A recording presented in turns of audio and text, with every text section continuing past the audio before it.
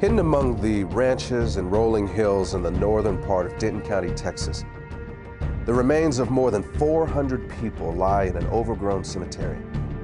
And even though it was abandoned and forgotten a long time ago, a few headstones can still be found.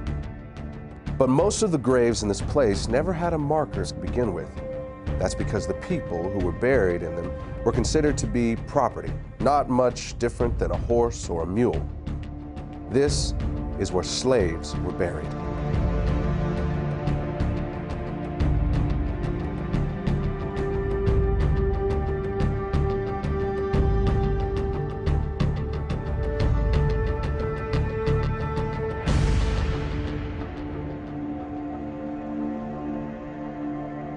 Hello, my name is Marcus Lloyd.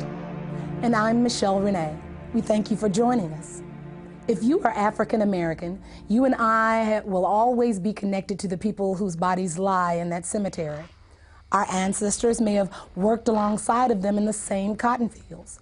They could have been bought and sold at the same auction houses or had chains hammered around their necks by the same overseer.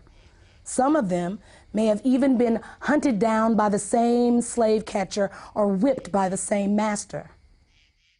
For almost 250 years, our people were held in bondage. And today, this period of history has come to be known by an ancient Swahili word. It's called the MAAFA. And it began when the first Africans were shackled to the bottom of a slave ship. But the irony is that it did not end when the slaves were freed. In fact, it hasn't ended yet. And as you're about to see, a hidden racial agenda is keeping the MAAFA alive into the 21st century. What shall be done with the 4 million slaves if they are emancipated? This question has been answered and can be answered in many ways. Primarily, it is a question less for man than for God, less for human intellect than for the laws of nature to solve.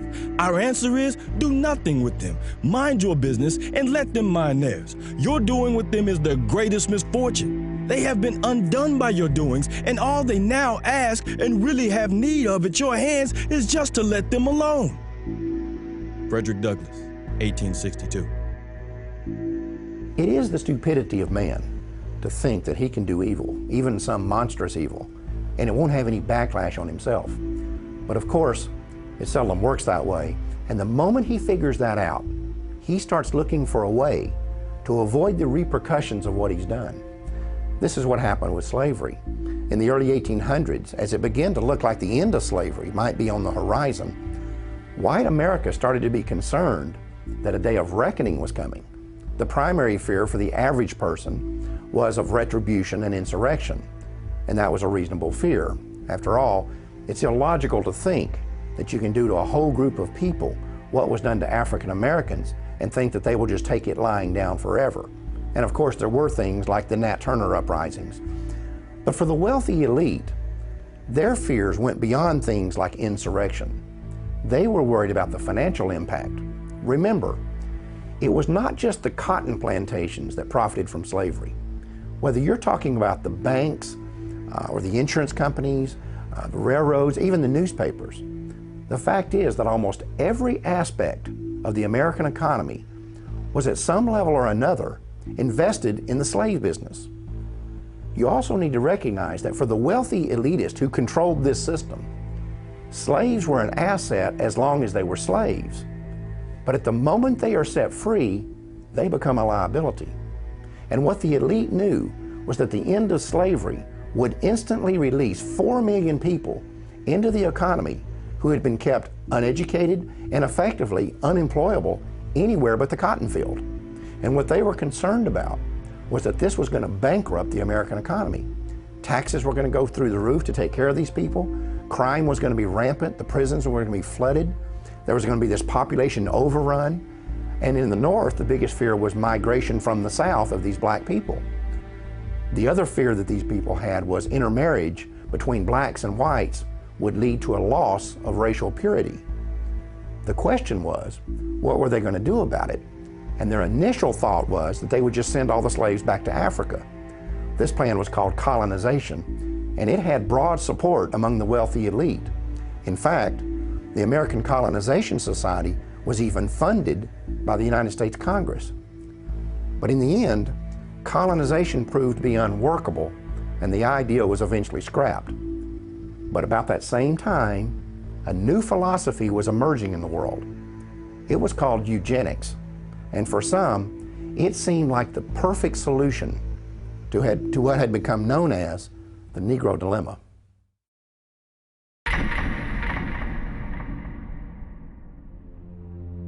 I do not join in the belief that the African is our equal in brain or in heart. And I believe that if we can, in any fair way, possess ourselves of his services, we have an equal right to utilize them to our advantage. Francis Galton, 1857. Francis Galton is known as the father of eugenics. He actually coined the phrase eugenics. So he believed in trying to increase those he felt were superior in stock and decrease those he felt were inferior. Francis Galton came from a very wealthy family, a family that made its wealth from the slave trade. And what a lot of people don't know is that Francis Galton was a cousin to Charles Darwin. Francis Galton took Charles Darwin's philosophies and ideas and thoughts, and he actually put them into practice, and that's what we know today as eugenics. Eugenics and evolution are related in that they both see what they consider to be the highest form of primate, such as the gorilla, as almost indistinguishable from what they consider the lowest form of human, the African and the Aborigine. At some future period, not very distant as measured by centuries, the civilized races of man will almost certainly exterminate and replace the savage races throughout the world. The break between man and his nearest allies will then be wider, for it will intervene between man and a more civilized state, and some ape as low as a baboon, instead of as now between the Negro or Australian and the gorilla. Charles Darwin, 1890. Charles Darwin is very well known for writing The Origin of Species in the 1800s. This book gave rise to evolutionary theory. What people don't know is that there was actually a longer original title to this book, and that was On the Origin of Species by Means of Natural Selection, or the Preservation of Favored Races in the Struggle for Life. Now, copies and editions that they made afterwards eliminated that phrase about the favored races. Evidently, they understood then that it was politically incorrect. Some may defend Francis Galton because eventually that he rejected slavery, but they do point out that all of his wealth did derive from the slave trade, but also it needs to be known that he, as well as other eugenists, did not reject slavery until after it had ended. And they could not any longer exploit blacks legally. So at that point, it would have been quite easy for he and his cohorts to reject slavery. I think this is a point that we all have to really realize, that the eugenics movement was not invented by the everyday average white American, but by a select group of wealthy white elitists that had often used this ideology to pit all of white America against black America. And so we see that indeed that truly is the case even to this day. Average Negroes possess too little intellect, self-reliance, and self-control to make it possible for them to sustain the burden of any respectable form of civilization without a large measure of external guidance and support. Francis Galton, 1873. Eugenicists believed that Africans were inferior not just mentally, but physically, and that left to themselves, left alone, they would not make it. The problem is, it didn't work. With that failure, the eugenicists moved on to what is known as positive eugenics. In positive eugenics, the eugenicists wanted the white population to reproduce, to have so many children that it overwhelmed the black population. But that didn't work either. Next, they moved on to what they called negative eugenics. They knew that they could not round up all the blacks in the nation and execute them, so they decided to create an environment where they would convince the blacks to severely limit the number of children they were going to have, and thereby commit race suicide.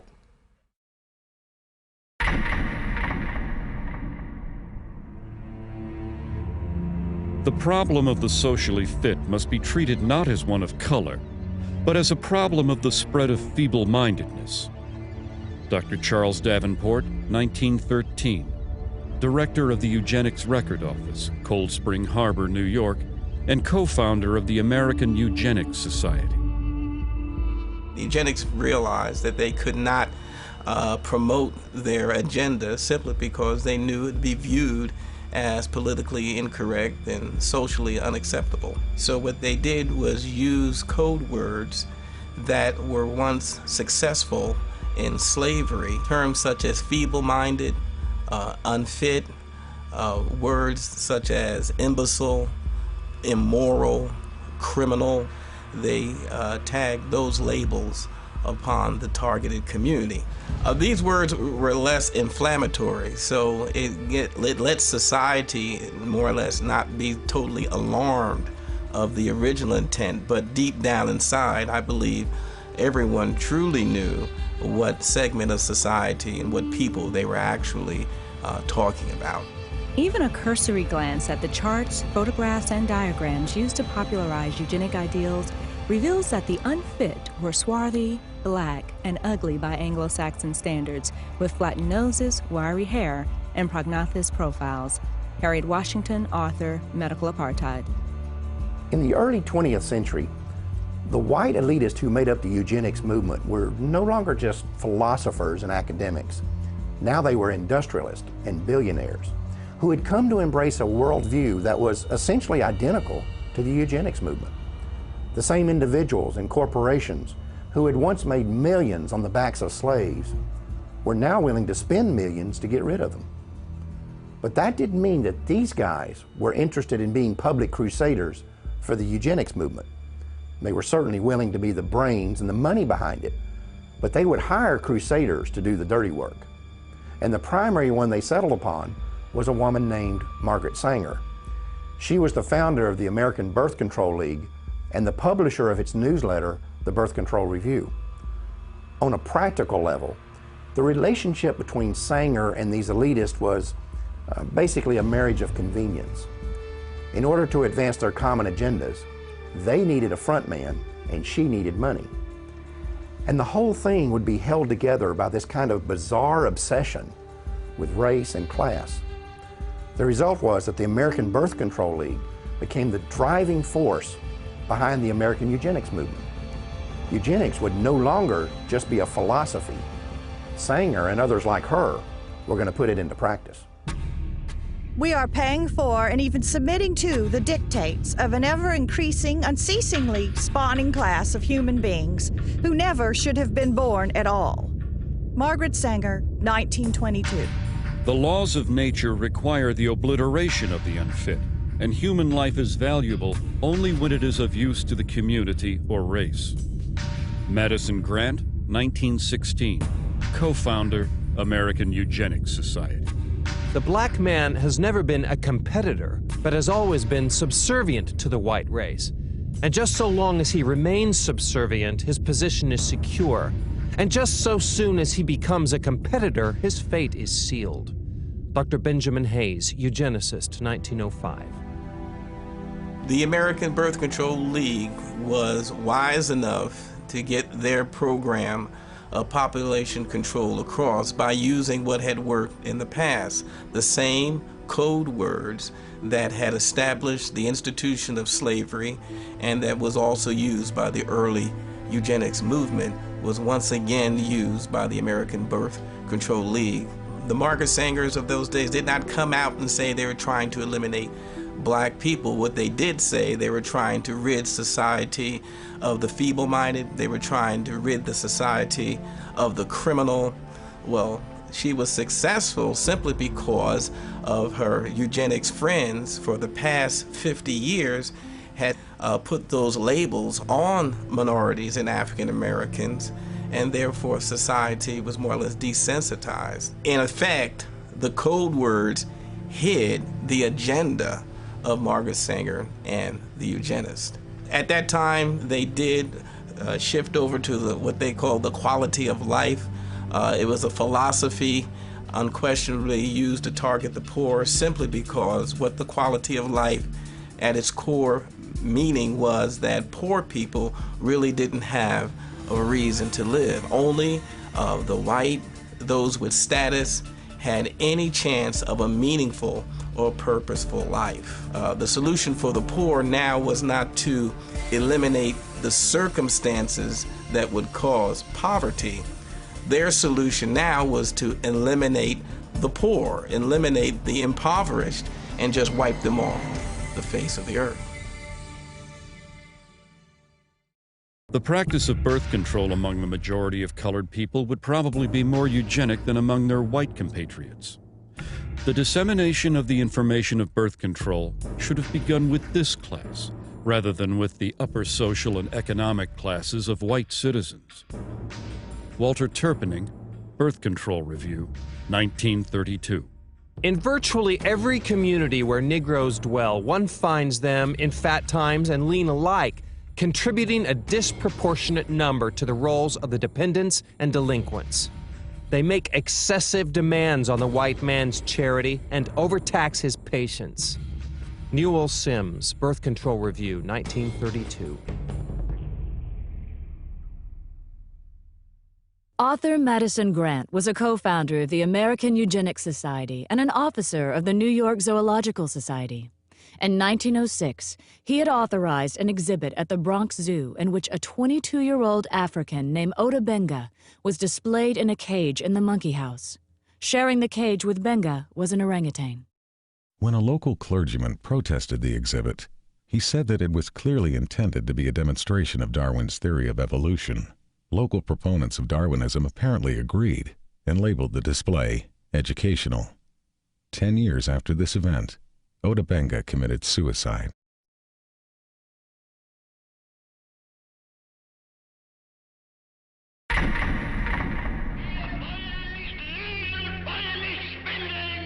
During Hitler's regime, the Germans were supplied with elaborate charts and complicated theses supposedly proving the superiority of the German people. It is interesting to note that at the bottom of these charts were the colored people of the world, most conspicuously, the black people. Floyd McKissick, National Director, Congress of Racial Equality, 1967. An often overlooked fact about the German Holocaust is that the Nazis did not simply target the Jewish population. They went after the black community as well. Under the threat of being sent to concentration camps if they did not cooperate, Afro-German citizens were not only forced to undergo sterilization themselves, they were also required to turn over their children for sterilization. In his book Mein Kampf, Adolf Hitler explained the motivation behind such programs. The Jews were responsible for bringing Negroes into the Rhineland. It suits the purpose of the cool, calculating Jew who would use this means of introducing a process of bastardization in the very center of the European continent, and by infecting the white race with the blood of an inferior stock, would destroy the foundations of its independent existence. Adolf Hitler, Mein Kampf. The Nazi attitude toward blacks was clearly defined in a 1944 book by Robert Ley, who was the head of the German Labor Front. Ley characterized the Jewish race as a disease-riddled parasite that had been created by unnatural inbreeding between white men and the racially inferior Negro. He described the result as a racial swamp that would eventually destroy the natural superiority of the Aryan race. Another Nazi publication described blacks as African brutes who had not been tamed even by centuries of slavery. It went on to say that any effort to assimilate people of African descent into civilized society was a waste of time, and that the lynchings of blacks in America did not merit any regret. Since World War II, it has been well documented that Adolf Hitler was profoundly influenced by the American eugenics movement, and that many of his government's racial policies were actually developed from the writings of American eugenicists like Madison Grant and Harry Laughlin. In fact, Hitler referred to Grant's book, The Passing of the Great Race, as his Bible. Meanwhile, American eugenicists were routinely praising Hitler and holding up the Nazi eugenics program as a model for the United States to copy. The leader of the German nation, Adolf Hitler, has been able to construct a comprehensive racial policy of population development and improvement. The difference between the Jew and the Aryan is as unsurmountable as that between black and white. Germany has set a pattern which other nations must follow. Dr. Clarence Gordon Campbell, 1935, President, Eugenics Research Association, New York. Among those American eugenicists who most strongly supported the Nazis was a member of the American Eugenics Society, a director of the American Birth Control League, and a writer for the Birth Control Review. His name was Lothrop Stoddard. As an avowed racist, Stoddard was the author of a book called The Rising Tide of Color Against White World Supremacy, which was widely promoted by the Ku Klux Klan. In another book, The Dragon and the Cross, Stoddard was identified as the exalted Cyclops of the Massachusetts chapter of the Klan. Non-white races must be excluded from America. The red and black races, if left to themselves, revert to a savage or semi-savage state in a short time. Lothrop Stoddard, Director, American Birth Control League. On the 19th of December, 1939, during a 4-month stay in Germany, Stoddard was given a personal meeting with both Adolf Hitler and the man who would eventually be in charge of the Nazi Holocaust, SS leader Heinrich Himmler. Later, when a course on race was introduced at Halle University in Germany, its instructor stated that it would be modeled on the philosophies of American eugenicists, including Lothrop Stoddard. Eventually, Stoddard's racial views would even be featured in Nazi school textbooks.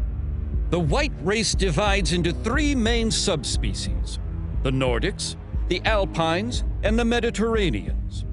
All 3 are good stocks, ranking in genetic worth well above the various colored races. Lothrop Stoddard, Director, American Birth Control League. To eliminate blacks from Germany, one of the people Hitler called on was a eugenicist who had once written that blacks are an inferior race of savages who should only be allowed to survive as long as they are of use to the Aryan race. His name was Eugen Fischer, and about 20 years earlier, he had been one of the leaders of a system of concentration camps in southwestern Africa, where blacks were rounded up to be executed, experimented on, or held as free labor. Under Hitler, Fischer would serve on committees that planned the sterilization of all blacks in countries that came under German control. He would also be one of the first Nazi scientists to become publicly affiliated with the Carnegie-funded eugenics laboratory in Cold Spring Harbor, New York. Eventually, Fischer would also be put in charge of the Kaiser Wilhelm Institute, which was funded by the Rockefeller Foundation. It was here that many of the Nazi programs for creating racial purity were developed. In 1927, Margaret Sanger organized the World Population Conference in Geneva, Switzerland, and gave it front-page coverage in her Birth Control Review. The events program shows that several of its attendees were colleagues of Sanger's from the American eugenics movement. It also documents that among those who were given a leadership role in the conference was Eugen Fischer, the man who would eventually lead the Nazi effort to eradicate blacks from Europe. Another American eugenicist with Nazi connections was Harry Laughlin. Now, he was an official with both the American Eugenics Society and the American Birth Control League, and in 1928 his plan for using forced sterilization to eliminate those who might produce what he called degenerate offspring was published in the Birth Control Review. In 1936, Laughlin led an effort to distribute the English language version of a Nazi eugenics film to audiences in the northeastern part of the United States. He had acquired the rights to the film from the Race Policy Office of the Nazi Party and, with the help of 2 other American eugenics organizations, had mailed literature to biology teachers at 3,000 U.S. high schools, urging them to show it in their classrooms. Later that year, Laughlin was praised in a Nazi newspaper and awarded an honorary degree from the University of Heidelberg for his contributions to the Nazi eugenics effort. In the 1930s, a German psychiatrist named Ernst Rudin was named president of the International Federation of Eugenics in Cold Spring Harbor, New York, which was funded by the Carnegie Corporation. And in 1933, his call for racial purity was published in the Birth Control Review. Later, Rudin would be chosen by Hitler to write Germany's eugenics laws, and at one point, he personally helped the Gestapo round up and sterilize several hundred blacks, who they referred to as Rhineland bastards. After the war, Rudin would be identified as one of the architects of the barbaric medical experiments that the Nazis carried out in their concentration camps. It may be possible that Hitler actually got the idea for concentration camps while studying the American eugenics movement. In 1919, the state of Indiana had allocated $300,000 to create a work colony in the city of Butlerville, where those who were labeled feeble-minded would be incarcerated. Then in 1932, Margaret Sanger called for the United States government to set aside farms and open spaces where certain groups of people would be segregated from the rest of society. She proposed that, among others, the illiterate, the unemployed, and the poor should be forcibly kept in these areas until they developed what she called better moral conduct. It was later discovered that under the Indiana program, the state was allowed to label someone feeble-minded if they were poor or did not do well in school, or if the state considered them to be shiftless or have insufficient moral judgment. But it's important to understand that this Indiana campaign was not unlike those in other states. For example, a eugenics project conducted in Massachusetts during the late 1920s proposed sterilization for young girls who were diagnosed as defective, which could include being unwed and pregnant, financially poor, or if the state labeled them socially undesirable. In addition, boys as young as 14 could be castrated for showing signs of kleptomania or for exhibiting what was described as solitary behavior. In a single incident during 1935, the Nazis sterilized the children of over 600 German women because it was reported that those children had been fathered by black men. When news of this reached the United States, a member of the American Eugenics Society named Walter Ashby Plecker wrote a letter to the German Bureau of Human Betterment and Eugenics, praising them for the action and expressing his hope that not one child had been missed. 10 years earlier, Plecker had written that the black population was the greatest problem and most destructive force which confronts the white race and American civilization.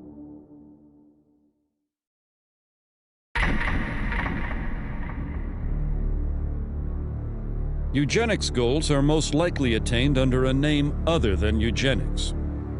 Frederick Osborne, president and founding member of the American Eugenics Society. By the late 1930s and early 1940s, revelations about Nazi and fascist atrocities in Europe were causing the public to become increasingly uncomfortable with terms like eugenics and population control.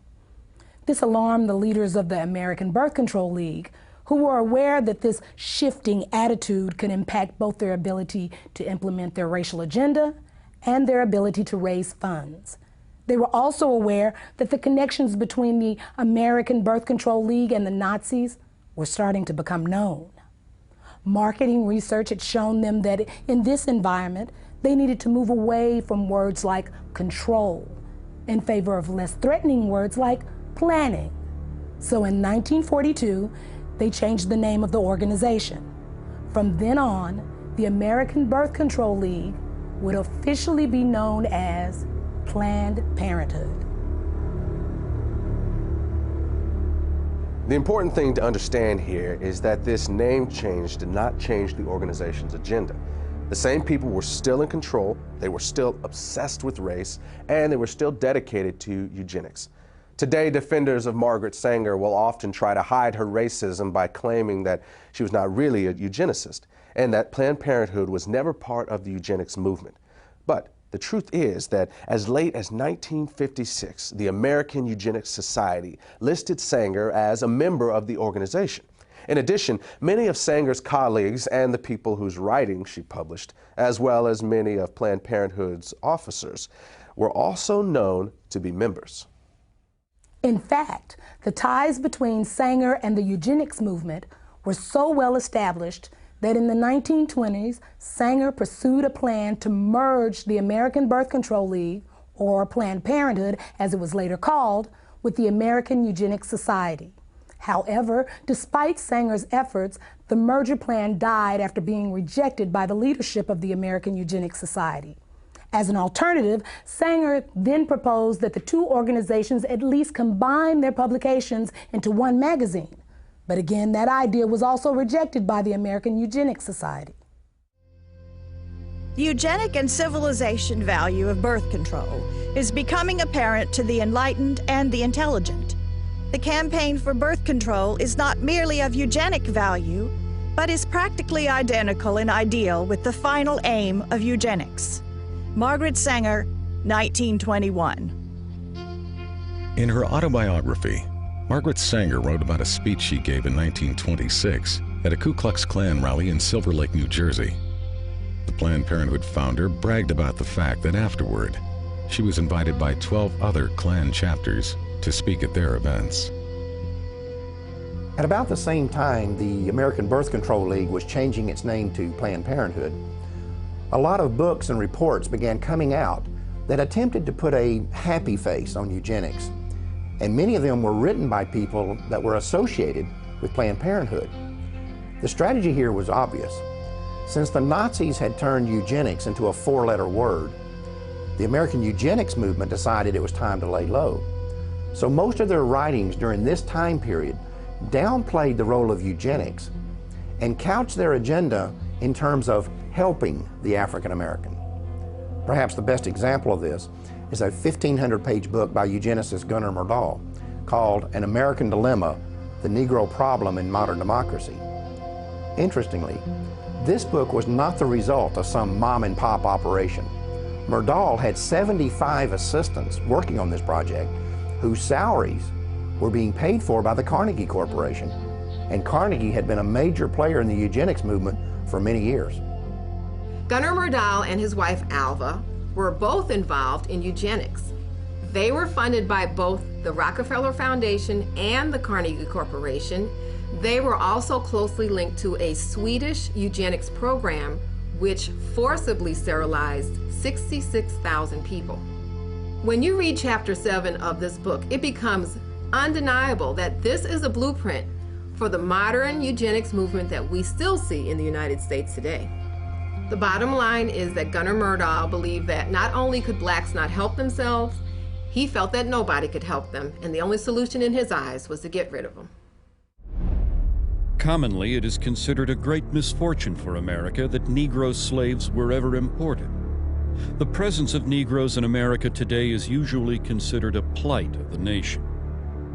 Chapter 7, page 167. All white Americans agree that if the Negro is to be eliminated, he must be eliminated slowly, so as not to hurt any living individual Negroes. Chapter 7, page 168. The only way possible of decreasing Negro population is by means of controlling fertility. Chapter 7, page 170. Birth control facilities could be extended relatively more to Negroes than to whites, since Negroes are more concentrated in the lower income and education classes. Chapter 7, page 176. One thing I find very revealing about Chapter 7 is the first paragraph. Myrdal uses U.S. Census Bureau figures to show that between 1790 and 1940, the black population in the United States increased 17 times. At the same time, those Census Bureau figures show that the white population increased 37 times. However, neither Myrdal nor any other eugenicist wrote anything about what to do about that part of the population that was increasing twice as fast as the black population. Gunnar Myrdal's book on how to resolve what he called the Negro Problem was published in 1944 by Harper and Brothers of New York. 4 years earlier, the same company, which is today known as HarperCollins, had also published a book by one of the founding members of the American Eugenics Society. At the time that Harper and Brothers published these books, its president was a man named Cass Canfield, who would later become the the national president of Planned Parenthood.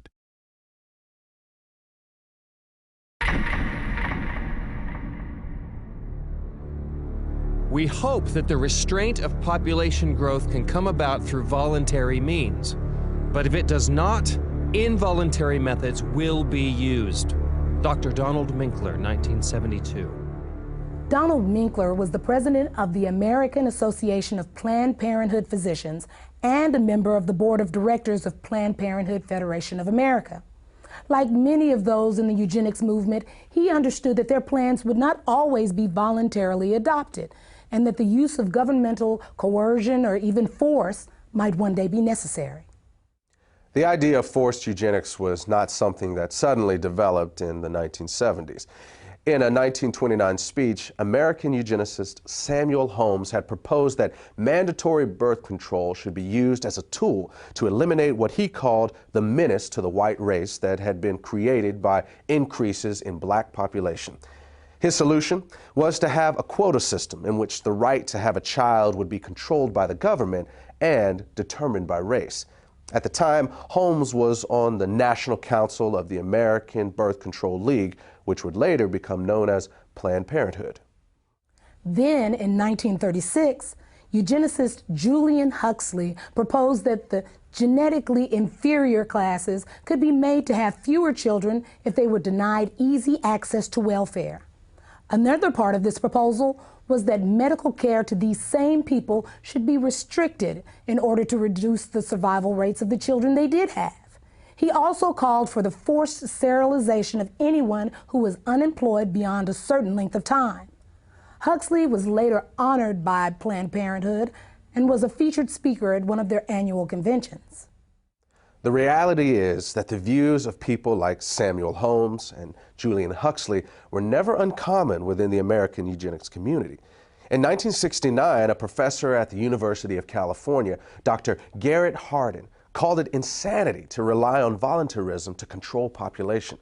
Hardin was a member of the American Eugenics Society and an outspoken advocate of government-enforced birth control, saying that citizens should be willing to give up their right to breed for the betterment of society. In 1980, he was given Planned Parenthood's highest national award. He and his wife would later kill themselves in a joint suicide pact. There were, of course, some within the eugenics movement who were uncomfortable with the idea of using force, and they would often express their reservations about it in public. But when pressed, virtually none of them would rule it out, including Planned Parenthood founder Margaret Sanger. I consider that the world and almost our civilization for the next 25 years is going to depend upon a simple, cheap, safe contraceptive to be used in poverty-stricken slums, jungles, and among the most ignorant people.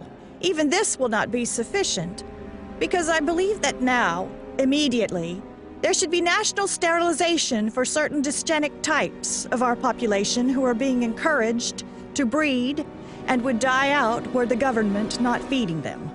Margaret Sanger, 1950. This was written by Sanger in a personal letter to Catherine Dexter McCormick. McCormick was an heir to the international harvester fortune and would later use part of her immense wealth to fund the development of the birth control pill. In 1966, an example of the coercive power of state eugenics laws was seen in Maryland when 3 young mothers applied for welfare benefits. All 3 were arrested for child neglect, even though the authorities never claimed to have any evidence of abuse or neglect. Instead, the women were held under a state law which stated that simply being unmarried and pregnant was child neglect. The judge in this case warned the women that if they ever became pregnant again, the state would take custody of all their children. Officials in Prince George's County, where the arrest took place, stated that welfare recipients could avoid being prosecuted under this law by submitting to state-sponsored birth control education.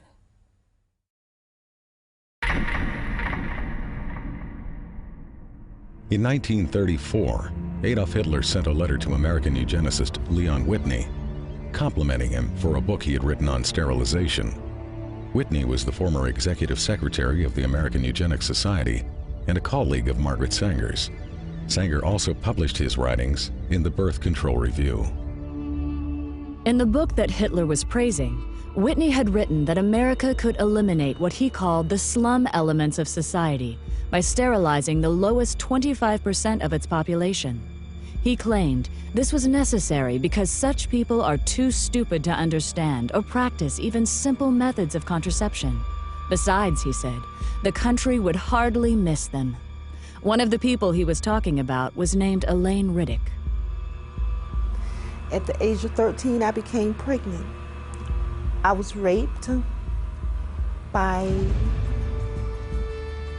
a guy that lived across the street from me. He snatched me off the street and molested me and threatened my life and said if I ever told anyone that he would kill me. When they was delivering my son, they sterilized me at the same time. They had approached my grandmother and said that if she wanted to continue to receive supplement, welfare and food stamps, or at this time they was giving out these surplus foods, canned cheese, I think it was, powdered eggs, and said that if she did not sign the X, that they were going to stop her supplements. Mind you, my grandmother was illiterate. She had never, ever gone to school. She didn't understand what it was. So she signed the X, and they did this to me. I did not find out that they had sterilized me until I was 19 years old. I asked the state of North Carolina why they did this to me, and they said that because I was feeble-minded, that I would not be able to take care of myself, I would not be able to tie my shoes, that I was just incompetent. The state of North Carolina also said that I had never performed, at the age of 13, I had never performed a day's work in my life. They couldn't get me to do anything. But at the age of 13, I mean, should I not have been in school? They were saying that feeble-mindedness is hereditary. So they sterilized me so I would not produce my kind. Mind you, I am not illiterate, nor am I feeble-minded. I never went into high school, but yet I still acquired a college degree. They also justified that my child or my children would be feeble-minded. My son is the president of his own semiconductor company.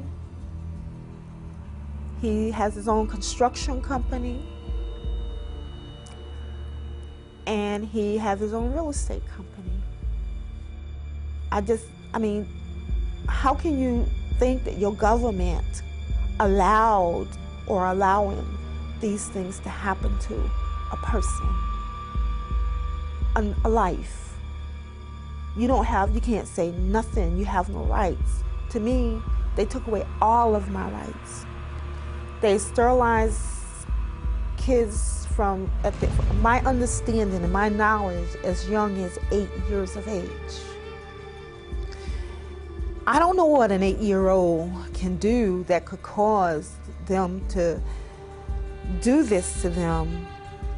The only reason I can give myself is that because they're black.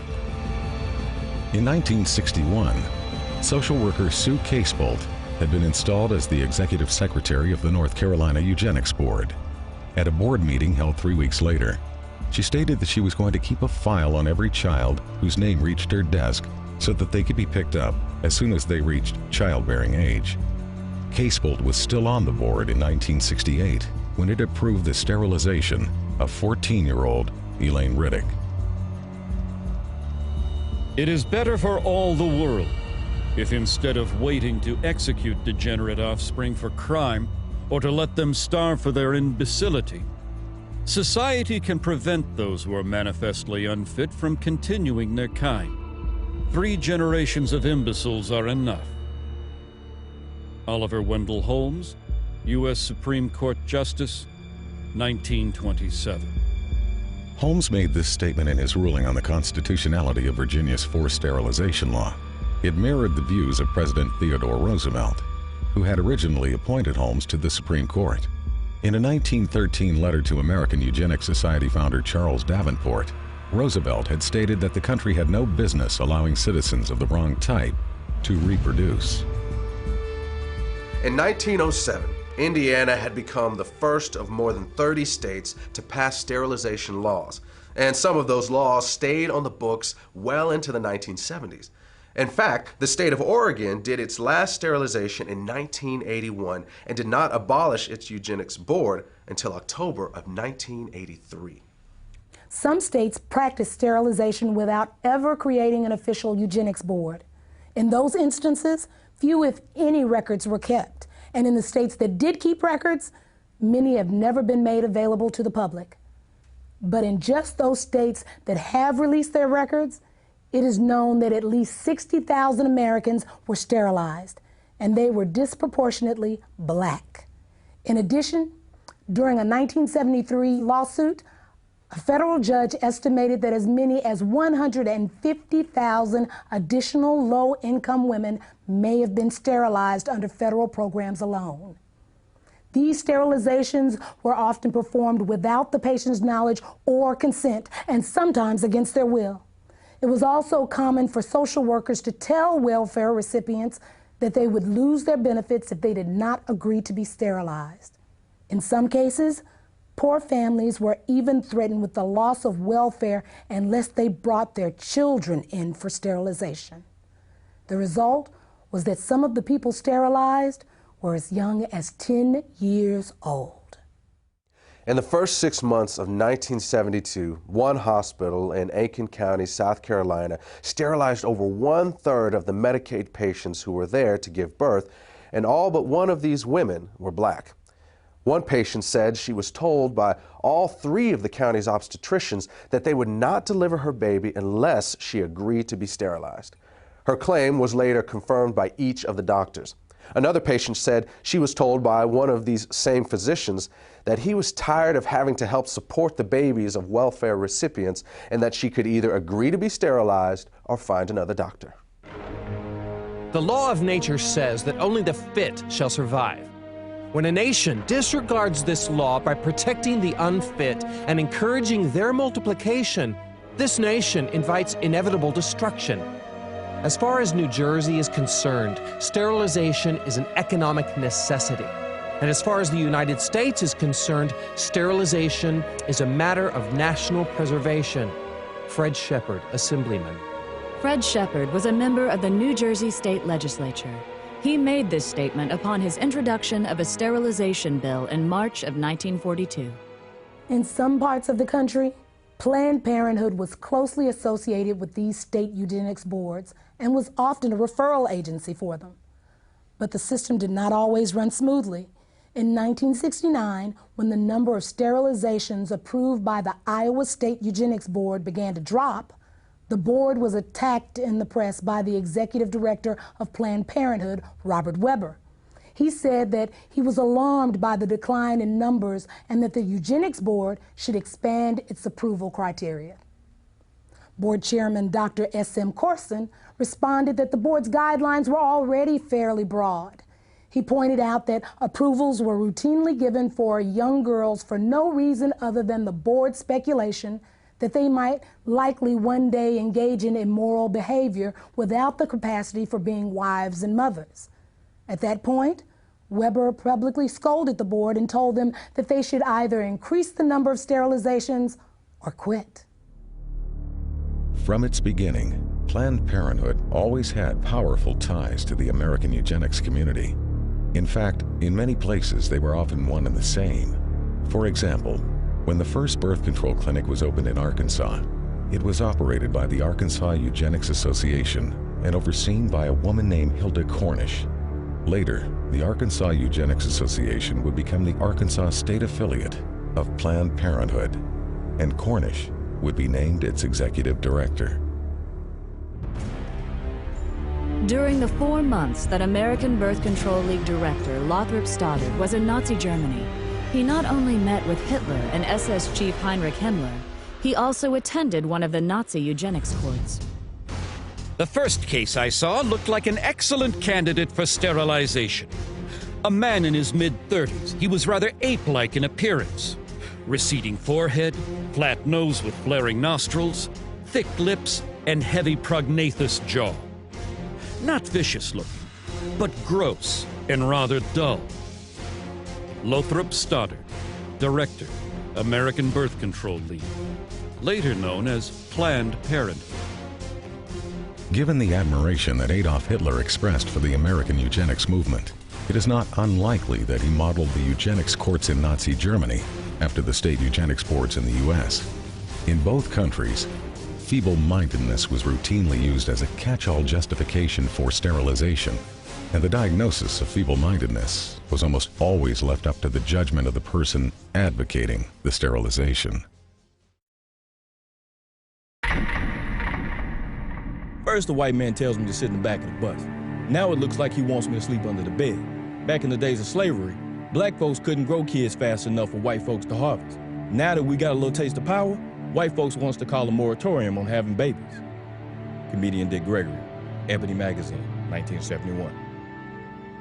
By the 1960s, the American eugenics movement had been reasonably successful in getting sterilization laws and prohibitions against interracial marriage passed. They also had some success in getting states to mandate sterilization for those convicted of even non-sexual crimes, and some states began to require sterilization as a condition for receiving welfare or health care.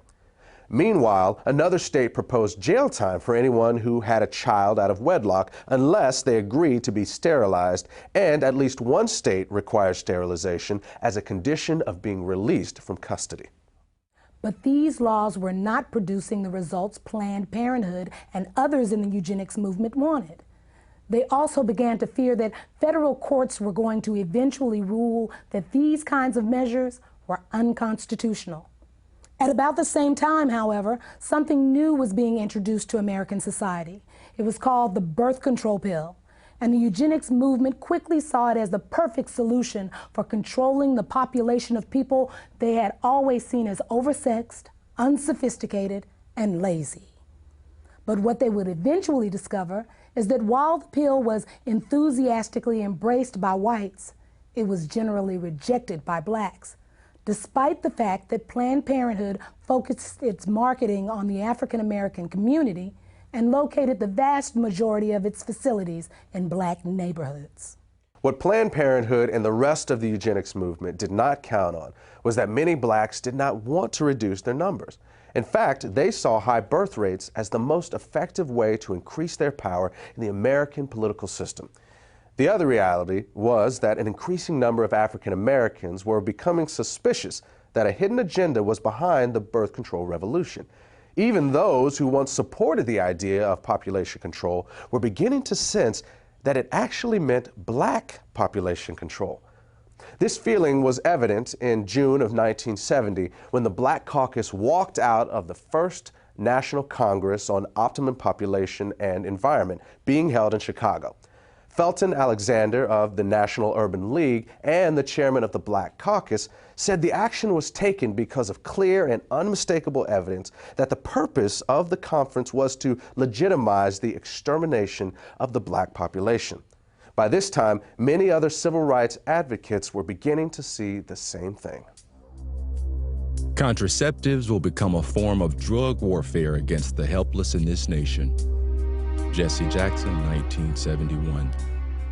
There is a campaign to bombard the poor with pills and potions.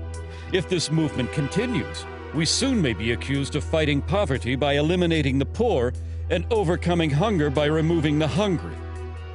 New York Congressman Hugh Carey, 1966. Under the cover of an alleged campaign to alleviate poverty, white supremacist Americans and their dupes are pushing an all-out drive to put rigid birth control measures into every black home. No such drive exists within the white American world. Black Unity Party, 1968. Birth control and sterilization in the wrong hands would be more deadly to Negroes than all the tanks, riot guns, cattle prods, billy clubs, and shackles we have overcome in the past. Dr. Leroy Swift, obstetrician, gynecologist, 1968. As it became clear that a growing number of African Americans were connecting the dots between birth control and black genocide, eugenics organizations began calling for the U.S. government to add birth control chemicals to the nation's food and water supply. It was even suggested that this strategy could be specifically targeted at urban neighborhoods. This idea was widely embraced in the eugenics movement and taken seriously enough by the government to be discussed at a 1969 meeting at the United Nations. Under the plan being considered, a couple could apply to the government for permission to have a child, and if approved, they would be given an antidote to the population control chemicals they had ingested in their food and water.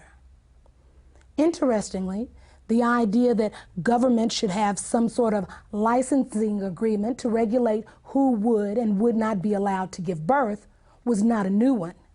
In 1934, Planned Parenthood founder Margaret Sanger had proposed that the U.S. government implement a system in which women would not have the legal right to have a child without a permit from the government, and that these permits would only be good for one baby. But eventually, proposals like forced sterilization, chemicals in the food and water supply, and government control of childbearing were abandoned by most people in the eugenics movement. Despite the fact that many of them openly advocated such ideas, they would come to realize that there was really no practical way to carry them out. But for all their failures, what the eugenics movement had accomplished was to lay the foundation for the next phase of their plan. And this is where they would find the success that they had been chasing for over 100 years.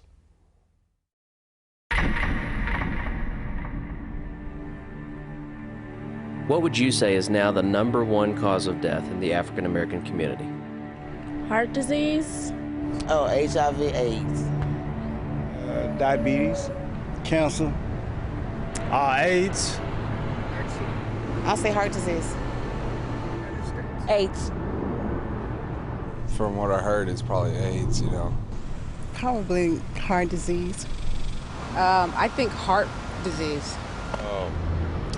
HIV.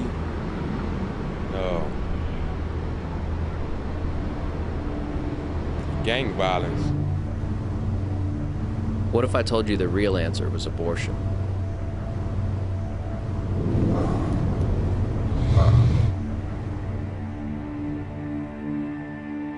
Since 1973, legal abortion has killed more African Americans than AIDS, cancer, diabetes, heart disease, and violent crime combined. Every week, more blacks die in American abortion clinics than were killed in the entire Vietnam War. And the largest chain of abortion clinics in the United States is operated by Planned Parenthood.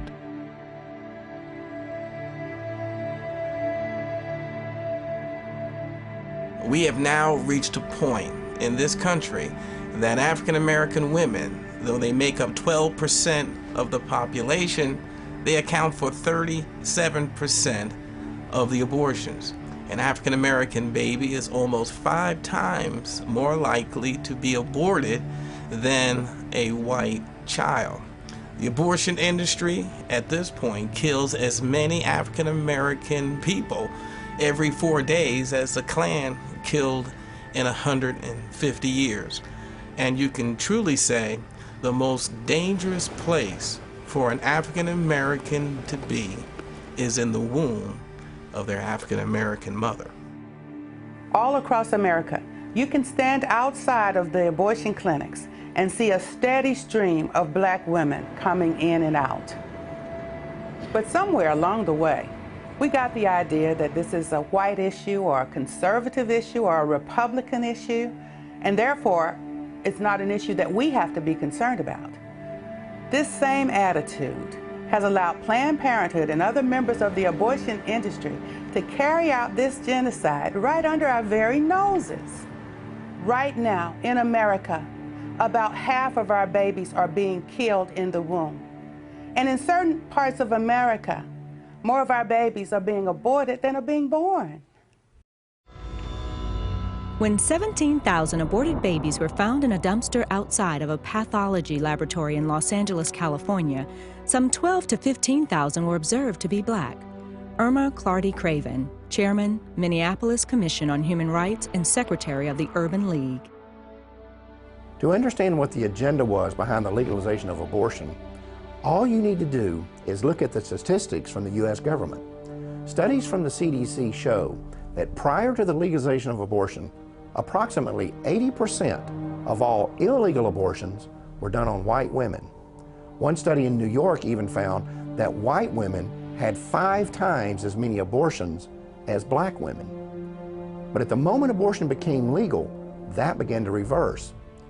And that's why the legalization of abortion was so crucial for the eugenics movement. Legalization created the ability to market abortion in the black community. And from a eugenics standpoint, that changed everything. These people cannot have it both ways. First, they say that birth control will reduce the number of abortions. Then they flood our neighborhoods with birth control clinics. And what's the result? Our abortion rate skyrockets. So either they lied about the fact that birth control would reduce abortions in our neighborhoods, or this is the results and the purpose they wanted from the beginning. At this point, I truly have the tendency to believe the latter. In 1973, the year abortion was legalized nationwide, Dr. Christopher Tietze produced a study on abortion demographics at the request of the Population Council, a New York-based eugenics organization. In this report, Tietze confirmed previous research showing that when abortion is illegal, the abortion rate is much higher for white women than for black women, but that this completely reverses whenever abortion is legalized.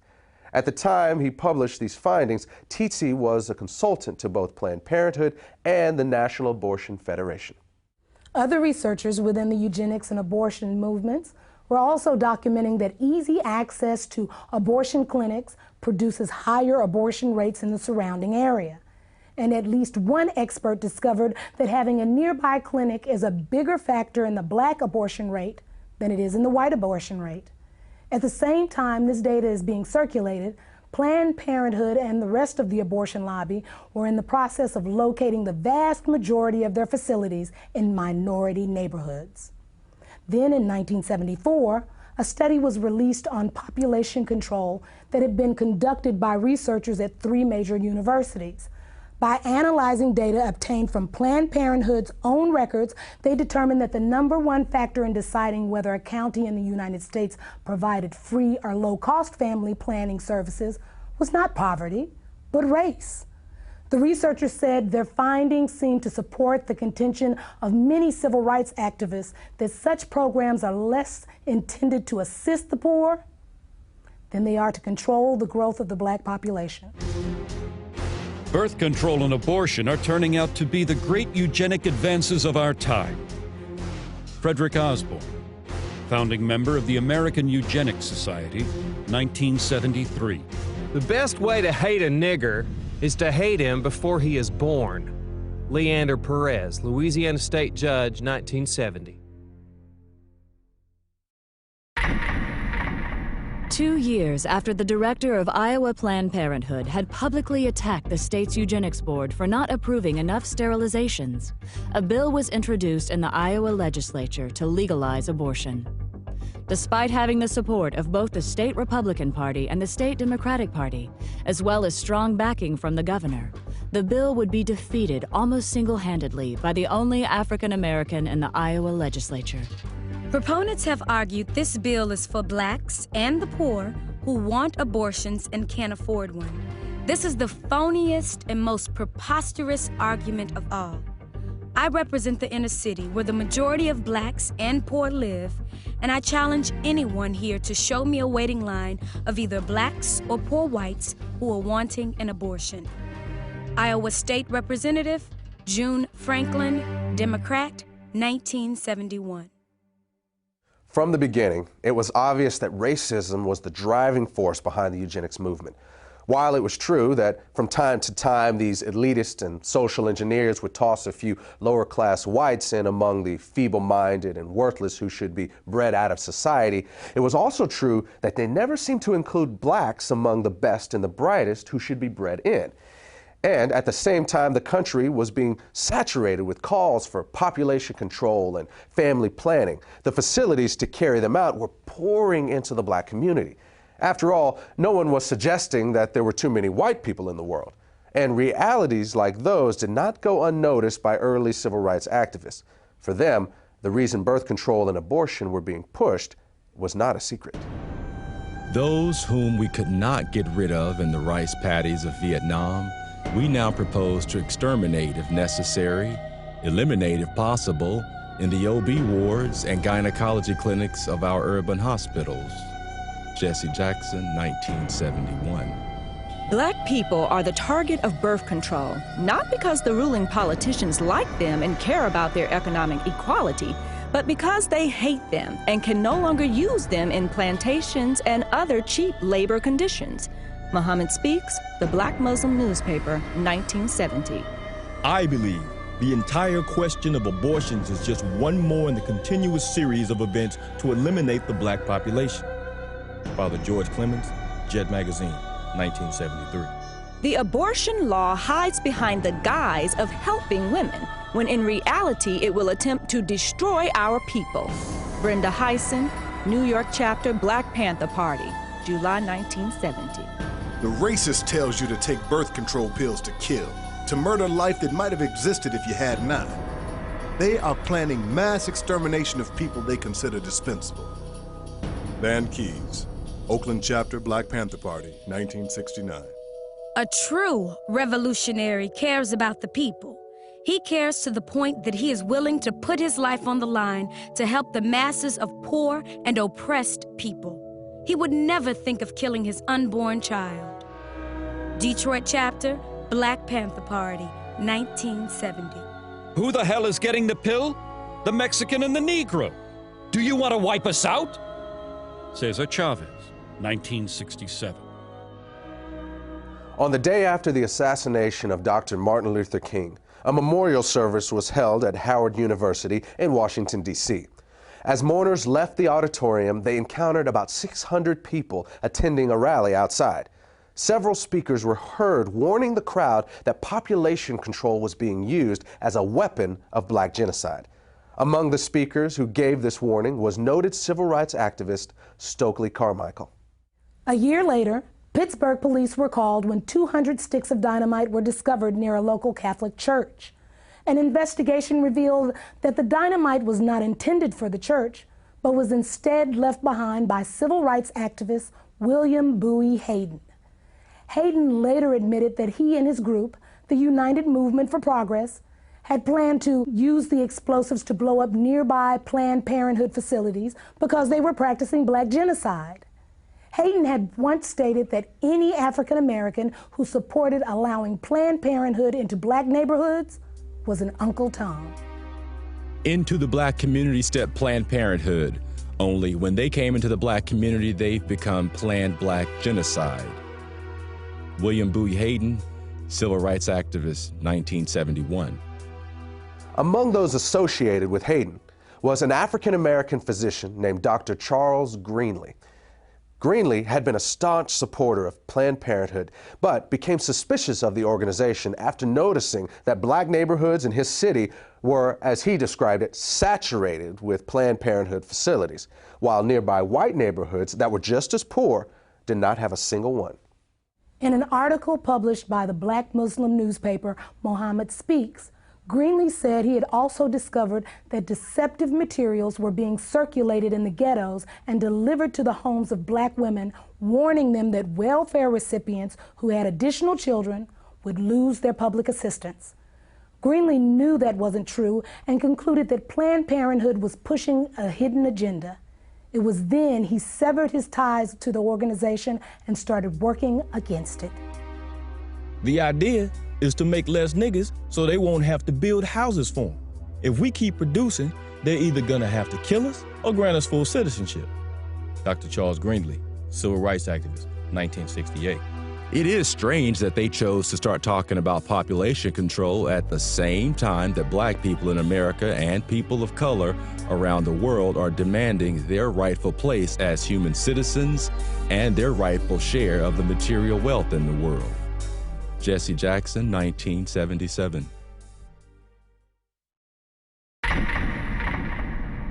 It is interesting how everyone assumes that the pro-life movement in America began in 1973 with Roe versus Wade. But we who were around during the civil rights movement and struggle of the 1960s, we know that the first anti-abortion groups were organizations like the Black Panthers, the Nation of Islam, and other community organizations. These folks were speaking out against both birth control and abortion long before the contemporary pro-life groups of today existed. But one of the problems with the civil rights movement was that there was far too many men and women who were willing to sell out the community. And a lot of powerful, influential African Americans knew that they had to be willing to turn and look the other way in order to advance their own personal political agendas. In 1972, those members of the Congressional Black Caucus, such as Charles Diggs, did not trust the abortion industry or those who were espousing population control or family health, and they were suspicious of them. But when the money began to flow, just as it was with Jesse Jackson, when he found out that indeed he could get funding and monies to run for presidents from these people, he flip-flopped in his position. Because he once said abortion is black genocide. What happens to a mind of a person in the moral fabric of a nation that can abort a baby without a pang of conscience? Where will we be 20 years from today? But when Reverend Jesse Jackson realized he needed money to run for president, all of a sudden the most important civil rights issue is a woman's right to choose. In 1975, Jesse Jackson called for the ban of abortion through a constitutional amendment. And in an interview in Jet magazine, he referred to abortion as genocide. But Jesse Jackson, on the other hand, wanted to become president. And the Democratic Party at that time had sold out completely to Planned Parenthood and the eugenics crowd. And Jesse Jackson went along to get along. And don't ever think that he was the only one. The unfortunate thing we face, whether we're talking about individuals or organization, there's never been a shortage of black leaders who are willing to sell us down the river if it's enough money and political power in it for them. I've been grappling with the fact that the NAACP is in bed with the very organization that has brought black genocide to our community. Dr. Alveda King, the niece of Dr. Martin Luther King, has tried on at least 3 occasions to bring to this organization's attention the black genocidal plot of people like Margaret Sanger and Planned Parenthood to exterminate the black community. And the stonewalling has been astounding. Alveda King literally has gone to the street along with myself to say to the NAACP, please deal with this issue of black genocide. The NAACP has responded by hiding and trying to prevent their convention goers to hear about black genocide. They've even gone to the extent of using buses to block our demonstration about black genocide in front of Cobo Hall where their convention was going on. They have literally put black paper across their windows so that the convention goers at the NAACP convention could not see the demonstration going outside that included Alveda King. There is definitely a conspiratorial plot being hatched and has been hatched by the NAACP to keep from their people the fact that they are co-conspirators in the genocide of their own people. When you look at the number of African Americans who betrayed us over the years, it's not always clear whether they are uninformed or just out-and-out traitors.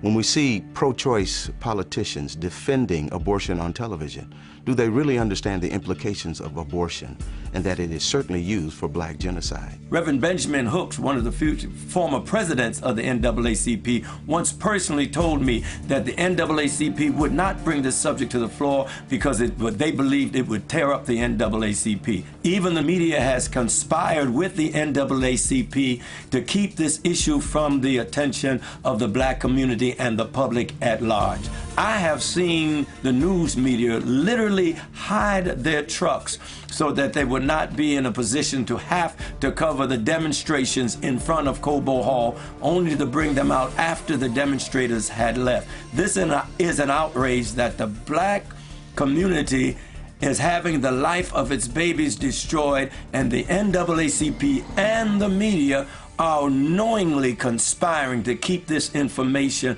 from the public. This is an outrage, and it should be dealt with by every fair-minded American. The civil rights elite has forgotten the lives of unborn black children and has joined those who choose to kill them. Unbelievable! They have forgotten that in the past, racists snatched black babies from their mother's arms and sold them into slavery. Today they snatch them from their mother's womb and throw them in the garbage. Ishmael Hernandez, Executive Director, African and Caribbean American Center, 2003. When we look at this issue of civil rights leaders who sell out, even when they clearly know that birth control and abortion are being used for black genocide, we need to understand that by the 1960s, population control, especially black population control, had become almost a religion for America's white power structure. And from the start, they made it clear that if you crossed them, or if you challenged their agenda, they would chop you off at the knees. And that remains true to this day. Whether you're talking about the liberal social engineers who control the Democratic Party, or the wealthy elitists who control the Republican Party, or the media, or the academic community, these people have created a kind of family planning cartel that does not tolerate dissent. And they have always been especially ruthless about this when it comes to African Americans. A perfect example of this was seen in the case of Samuel Yet. Mr. Yet was an award-winning journalist who had earned a master's degree from Indiana University, was a U.S. Air Force veteran of the Korean War, and served as special assistant for civil rights to the director of the U.S. Office of Economic Opportunity. He was also a professor of journalism at Howard University and a columnist for several magazines and newspapers. In 1968, Yet had become the first African-American reporter hired by Newsweek magazine, and he quickly became their Washington, D.C. bureau correspondent. But then 3 years later, he wrote a book that exposed high-level plans within the United States to use birth control and abortion as instruments of black genocide. Then immediately after his book was released to the public, Yet was called into his supervisor's office and fired. At that meeting, he was informed that his dismissal had been orchestrated by the Nixon White House. The next year, Yet told the New York Times that pressure had been put on Newsweek to get him out of Washington. Then later, despite the fact that his book was selling well, had received at least 2 national awards, and was being used as a textbook in over 100 colleges, Yet's publisher dropped him and the book went off the market. What's important to recognize about this situation and others like it was that this family planning cartel was sending a message to those who might have influence within the African American community, whether they were politicians or journalists or college professors or civil rights leaders. They were being warned that when it comes to population control, they only had 2 options. They could either get on board with it or they could keep their mouths shut. And when people like Samuel Yet told them what they could do with their 2 options, they paid a price that few others had the character or the courage to pay. The copyright to Samuel Yet's book was eventually given back to him. Then, in 1982, Yet used his own money to republish it. The foreword of that edition was written by a well-known civil rights activist and co-founder of both the Harlem Writers Guild and the National Cultural Committee of the NAACP. His name was John Oliver Killens, and in that foreword, he gave his analysis of the relationship between family planning and the black community. The American ruling class had made a hard decision. Americans of African descent would either accept the miserable lot or die. The venerable Saturday Evening Post issued what might be termed as a white paper in which it warned Black America that they had better understand and accept the fact that absolute freedom and equality were not part of the game plan for them, and that the consequence of non-acceptance would be wholesale genocide. John Oliver Killings, 1982. The minister's work is also important, and also he should be trained, perhaps by the Federation, as to our ideals and the goal that we hope to reach. We do not want word to go out that we want to exterminate the Negro population, and the minister is the man who can straighten out that idea if it ever occurs to any of their more rebellious members. In 1939, Margaret Sanger wrote that in a letter to fellow eugenicist Clarence Gamble regarding the American Birth Control League's Negro Project. Gamble was an heir to the Procter & Gamble fortune and a major financial backer of Sanger's. He also provided funding for other eugenics projects and even gave money directly to the North Carolina Eugenics Board that sterilized Elaine Riddick. In fact, in 1947, he called for the expansion of that state's sterilization program, saying that for every feeble-minded person sterilized, 40 more were polluting and degrading the bloodlines of future generations with their defective genes. Sanger's letter makes it clear that the eugenics movement understood they would need to neutralize the opposition they might get from the church. They also knew that this would be especially crucial within the African American community. Their strategy was to manipulate church leadership into selling the illusion that support for eugenics was not inconsistent with the Christian faith. To do this, they would often recruit pastors to be frontmen for eugenics policies and provide them with prepackaged sermons on eugenics. They also held contests in which awards would be given to the ministers who came up with the best pro-eugenics sermons on their own. This approach proved so effective that an almost identical strategy would be adopted by the American abortion lobby.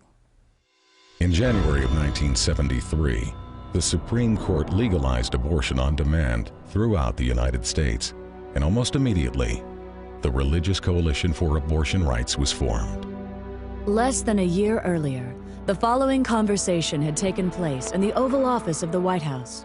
It began on the 30th of March, 1972, and continued 4 days later on the 3rd of April. This is an actual recording of that conversation. The speakers are the President of the United States, Republican Richard Nixon, and members of his senior staff. A majority of people in Colorado voted for abortion. I think a majority of people in Michigan voted for abortion. I think in both cases, well, certainly in Michigan, they will vote for it because they think that what's going to be aborted generally are the little black substance. As I told you, we talked about it earlier, that a hell of a lot of people want to control the Negro bastard. Yeah. Isn't that really true? So we know what we're talking about, population control. Sure. We're talking really, and what John Rockefeller really realizes, the people in what we call our class control their populations. Sometimes they'll have a family of 6 or 7 or 8 or 9, but it's exceptional. The people who don't control their families are the people that shouldn't have kids. Now that's what the black population in the city of San Francisco has gone from 3,000 right after World War II to where they represent 30% of the population of San Francisco. That's it. The Religious Coalition for Abortion Rights was originally created with the financial backing of John Rockefeller, and its current president is an African American who was once appointed to the Washington, D.C. City Council by Richard Nixon. In the early 1990s, the organization changed its name and is today known as the Religious Coalition for Reproductive Choice.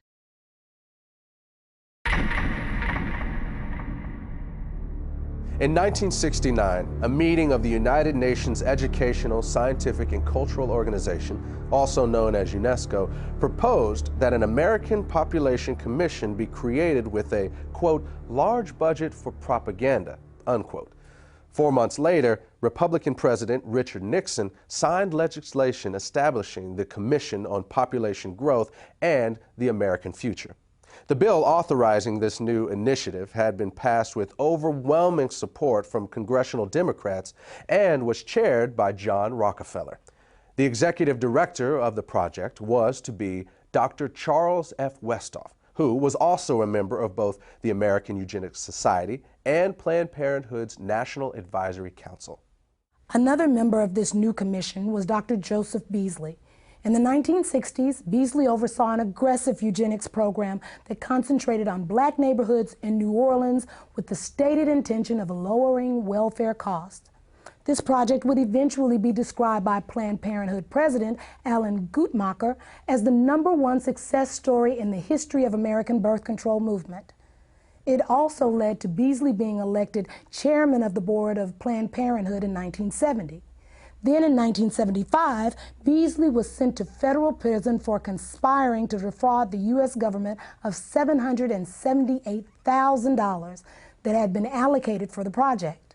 In court, a local black civil rights activist named Sherman Copeland testified that he took payoffs from Beasley for helping him to convince residents of the targeted neighborhoods that birth control was not black genocide.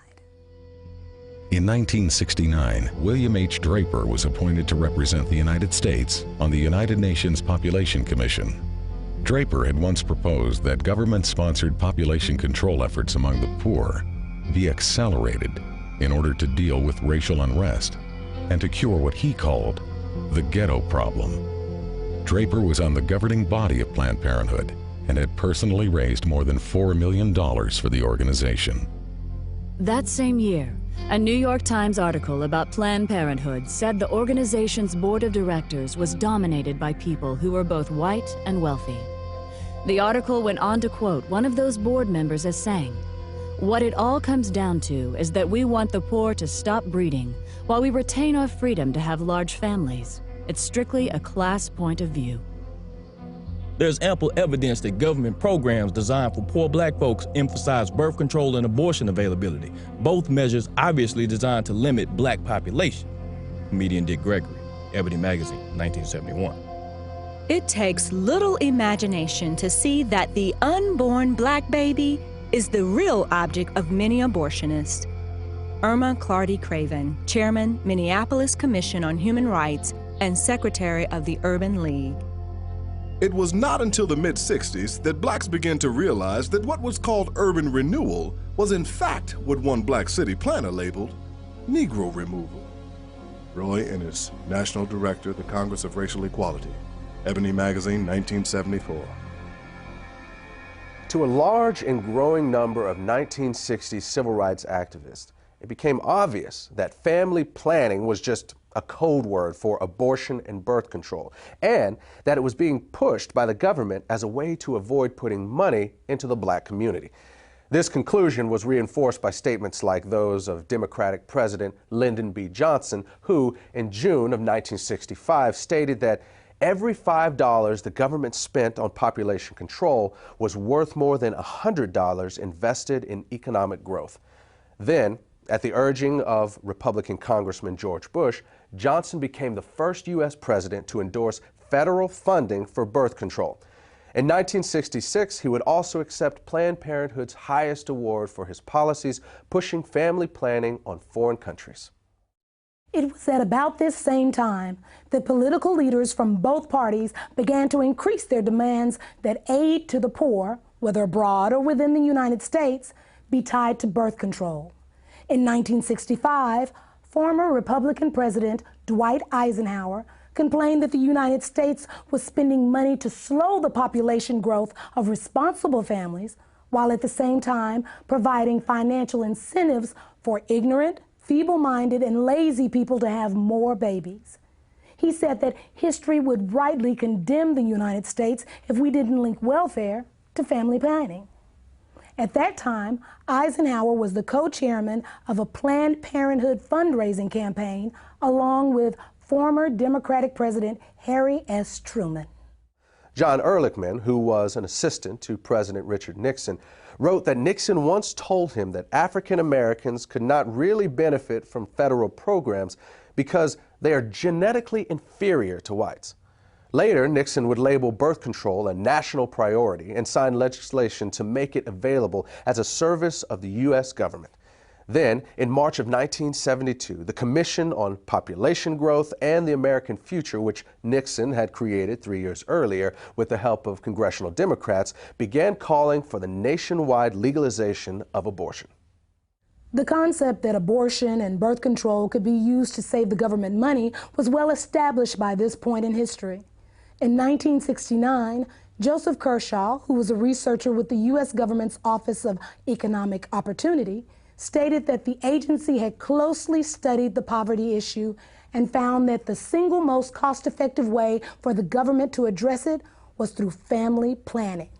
In other words, through abortion and birth control. And that sort of thinking is still very much alive today.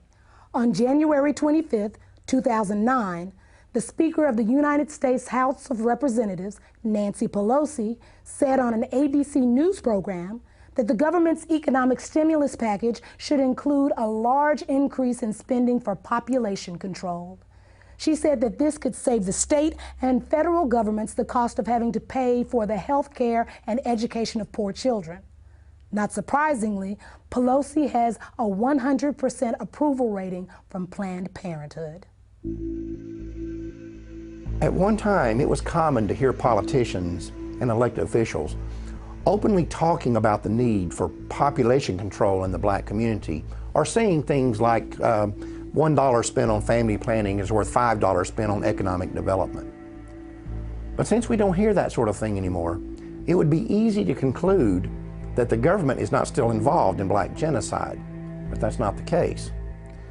Look, it's no longer necessary for the government to be directly involved in black genocide because that's what they hired Planned Parenthood for.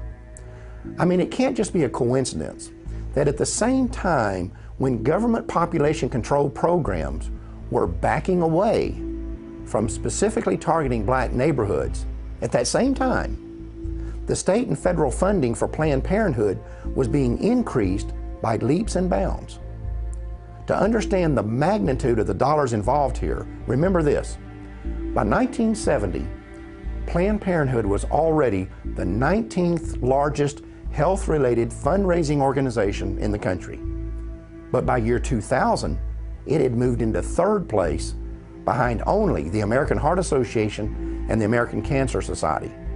And a major factor in that phenomenal growth was government funding. Basically, what's happened over the last 40 years or so is that Planned Parenthood has taken billions in government money while locating the vast majority of its facilities in minority neighborhoods. And that has not only been a tremendous boost for the eugenics movement, but it has also allowed government-funded family planning programs to target the black population while insulating the government from any direct connection to black genocide. One of the places where government money has been used to advance the eugenics agenda has been in the public school system. Although government-funded population control programs can be found in white schools, the evidence is that they are significantly more likely to be targeted at black schools. One example of this was seen in 1986, when it was discovered that Illinois public schools were not only distributing birth control to children, but that every one of the 50 facilities involved were in minority neighborhoods. When this information was made public, a local African-American pastor organized a campaign to stop the program. Reverend Hiram Crawford labeled the project genocide, saying that the obvious goal was to go after the Hispanic and black population. That same pattern was also found in Maryland in the 1990s.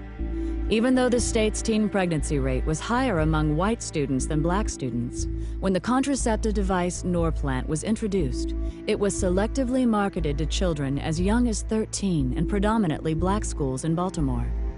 The result was that of the first 350 girls implanted at a local middle school, 345 were African American. Then, when Norplant was approved for general distribution, of the first 100 schools selected, all 100 were in minority neighborhoods. The Norplant contraception device was developed by the Population Council in New York, which had been established in 1952 under the leadership of its president, John Rockefeller. Its next two presidents, Frederick Osborne and Frank Notestein, were both former members of the American Eugenics Society, and Notestein would later serve on the National Advisory Council of Planned Parenthood.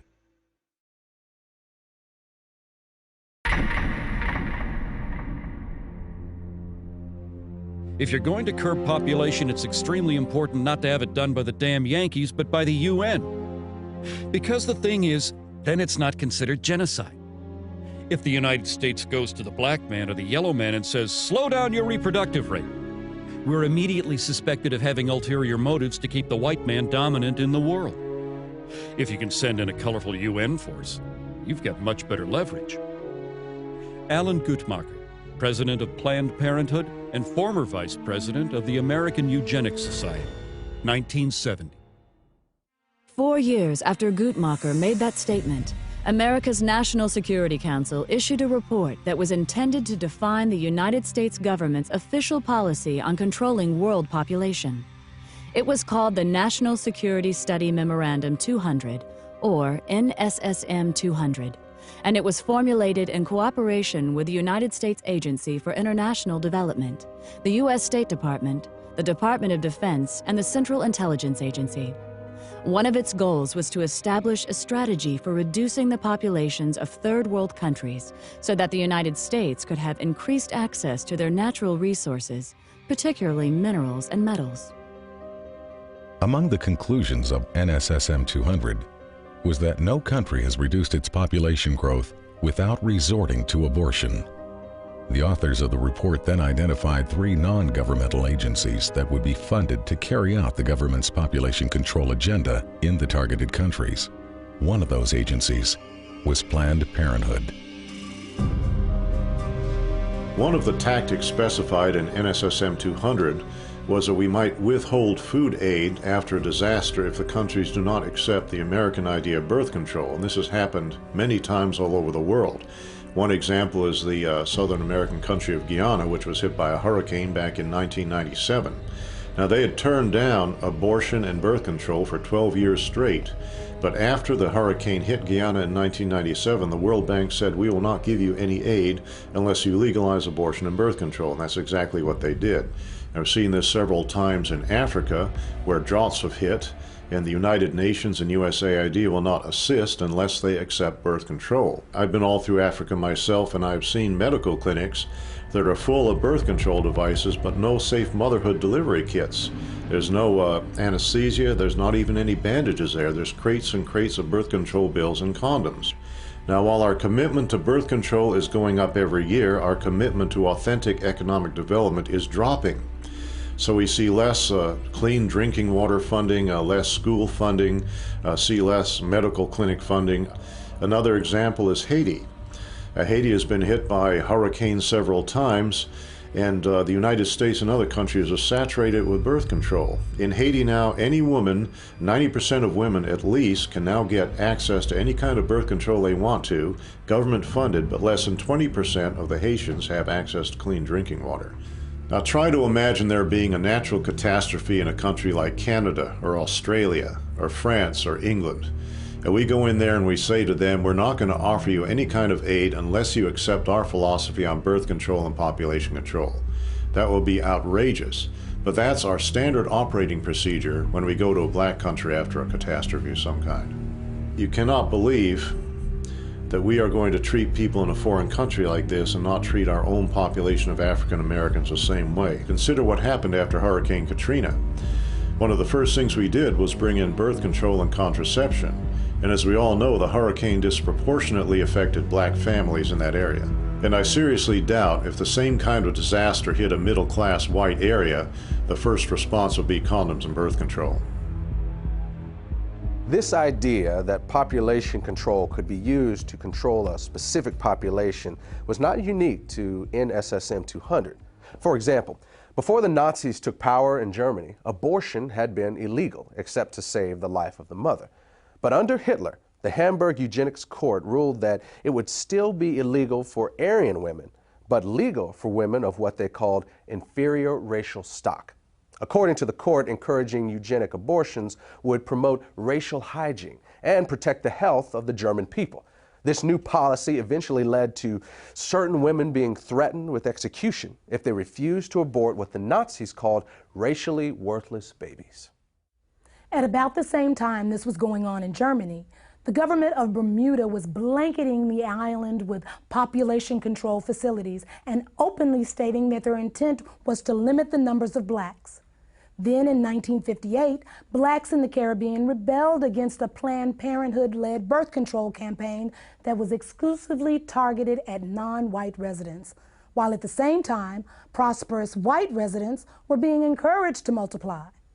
Following a similar pattern, a 1965 article in the Pittsburgh Courier newspaper reported that under apartheid, the white South African government was relying on targeted birth control as its primary weapon to reduce the number of blacks in the country.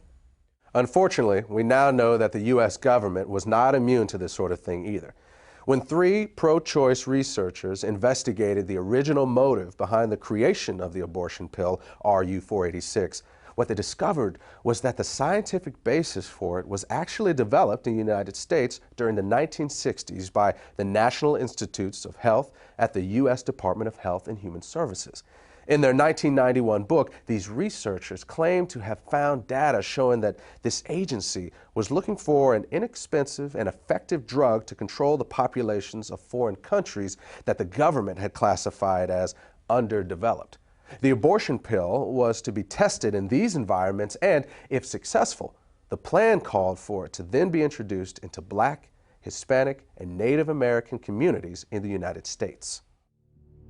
In 1977, only 3 years after NSSM 200 was issued, the director of the United States Office of Population, Dr. Reimert T. Ravenholt, publicly stated that it was the U.S. government's intention to sterilize 1/4 of the world's female population. According to Ravenholt, one of the driving forces behind this campaign was the need to protect American financial and commercial interests. Ravenholt said that some foreign governments were refusing to give the United States permission to come into their country and control their population. He said that, in those cases, the plan was to be carried out by 2 private organizations with an enormous amount of financial support from the American government. When asked by a St. Louis newspaper to name the 2 organizations, he said that they were the United Nations Fund for Population Activities and Planned Parenthood. Among government officials who supported the Ravenholt philosophy of using American intervention to control the populations of foreign countries, perhaps the most powerful were Republican President Gerald Ford, Vice President Nelson Rockefeller, and Secretary of State Henry Kissinger. In the mid-1970s, while serving as foreign policy advisor to the Ford-Rockefeller administration, Kissinger personally helped Planned Parenthood set up an abortion counseling program for Vietnam refugees who were being housed at Camp Pendleton Marine Corps Base in California. This was done despite the fact that the vast majority of these refugees were known to be strongly opposed to abortion, and not one of them had ever requested abortion counseling. At the same time, Kissinger also refused to hold an abortion training program that was being conducted by the Agency for International Development, which operates under the direction of the State Department. Kissinger allowed this project to continue despite numerous complaints that it was in clear violation of U.S. law that specifically prohibited American foreign aid funds from being used for this purpose. The commitment that Ford, Rockefeller, and Kissinger had for this illegal project may have been a reaction to something Reimert Ravenholt had said a few years earlier.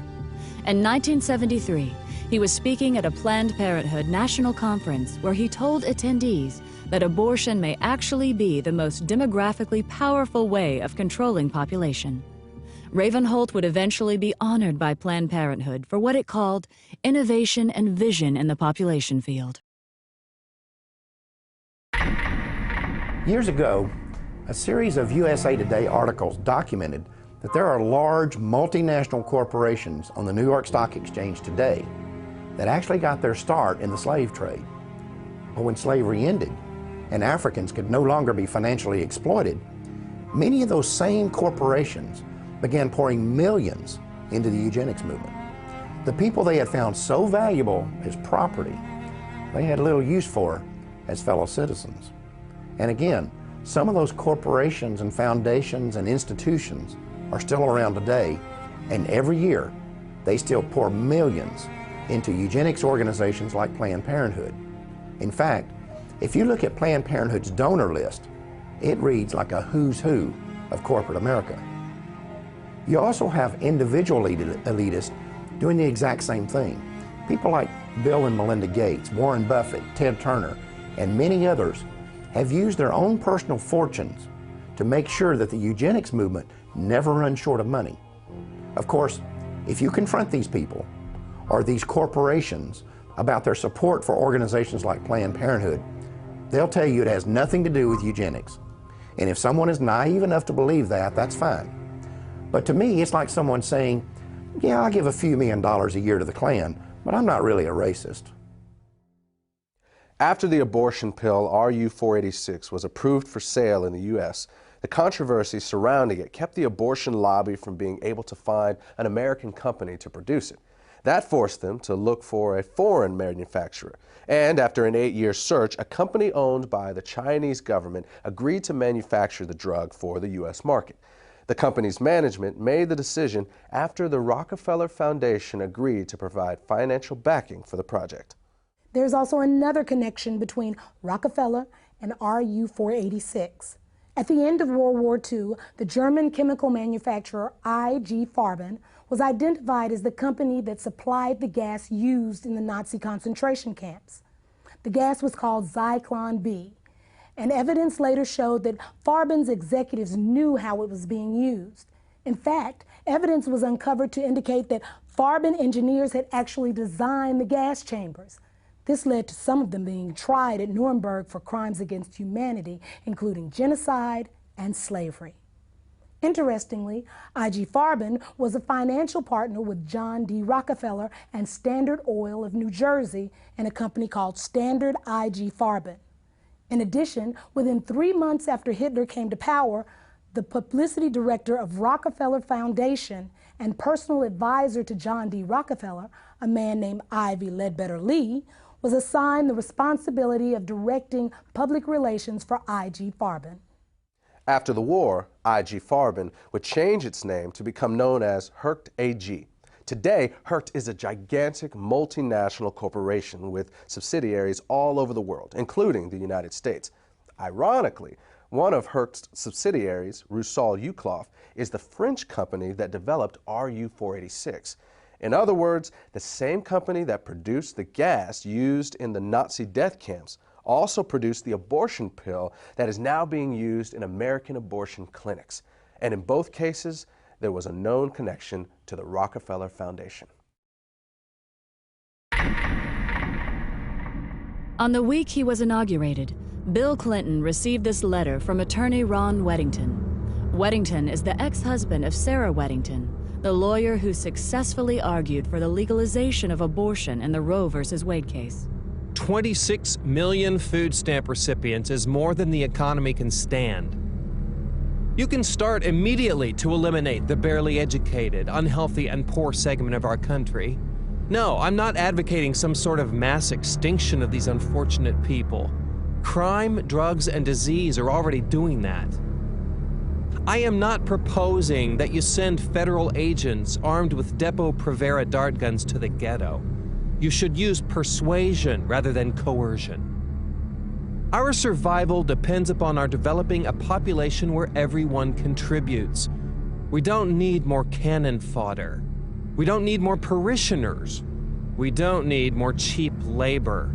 We don't need more poor babies. 2 days after being sworn in as president, Bill Clinton issued an executive order that allowed federally funded agencies to refer low-income women for abortions. He also directed that American dollars could be funneled to organizations that promote abortion in foreign countries. The Aid to Families with Dependent Children program is the worst boondoggle ever created. When a sullen black woman of 17 or 18 can decide to have a baby and get welfare and food stamps and become a burden to us all, it's time to stop. Dr. Edward Allred, abortionist, 1980. Edward Allred is the owner of one of the largest chains of abortion clinics in the United States.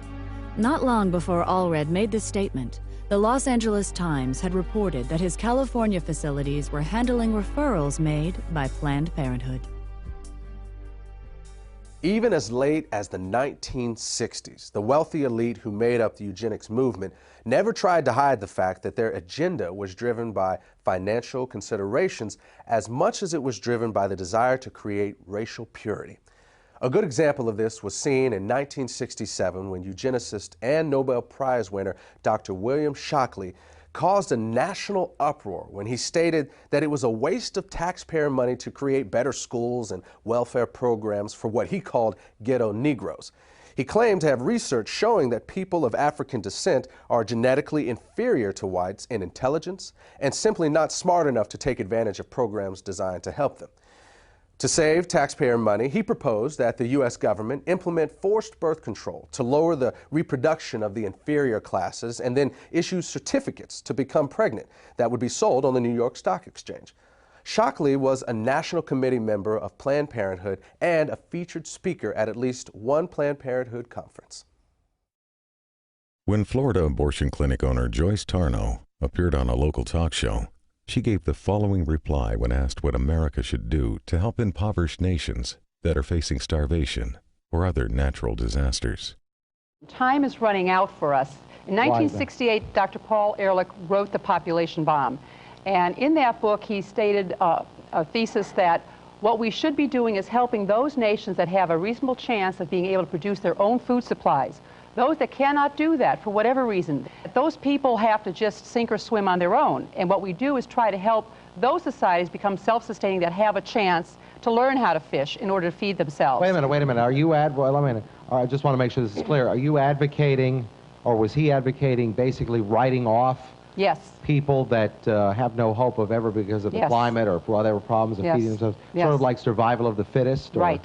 And the thing is... You agree with that? Yes, I do. The more people you help to survive, the more people are going to be reproducing and having children beyond what we can reasonably hope to have so that we can educate and house and feed these people. When Joyce Tarnow retired in 2004, she told a local newspaper that she had tried to get as many people sterilized as are in my way. She also restated her views on foreign aid, saying that the United States should help those countries that can prosper, but let the others wither on the vine. Citing Haiti as an example, Tarnow said that the Haitian people should be made to stew in their own juices because they had destroyed their environment. In order to really understand the role money plays in the eugenics movement, it is important to keep in mind that its original mission was not to make a profit, but to eliminate a group of people that the elite saw as a financial burden because of things like welfare, crime, taxes, and so forth. And when you look at the wealthy individuals and corporations that fund the modern eugenics movement, you see that this has not really changed. You also see that these people are willing to pay out big money to those who can carry out their agenda. And when Planned Parenthood figured this out, they volunteered for the job. The result is that money has been poured into this organization to the point that Planned Parenthood is now a $1 billion multinational corporation that operates the largest chain of abortion clinics and birth control facilities in America. While much of Planned Parenthood's financial success has been because of donations from these wealthy individuals and large corporations, it has also raked in billions from you and me. In 2006 alone, despite having made over $60 million in profit, Planned Parenthood received about $350 million from the U.S. government. And in 2009, Planned Parenthood will receive approximately $1 million every single day from the American taxpayer. That's $1 million every 24 hours. That comes directly out of your paycheck and mine. Now, what you may find interesting is how your money is being spent. To give you just one example, we're going to show you part of a website that Planned Parenthood launched in 2008 called TakeCareDownThere.com. The clip is titled, "I Didn't Spew," and I warn you, many of you are going to find it highly offensive, and you're going to find it especially inappropriate for children, despite the fact that is exactly who Planned Parenthood created it for. As you watch this piece, remember, you helped pay for it.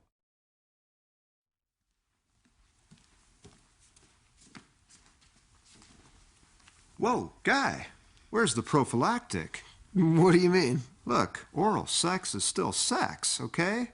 If it's unprotected, you gotta reject it. What? What? But I didn't even spew. Guys, doesn't matter. Look, if you're having sex or you're getting some blowjays or whatever, you need to use a condom.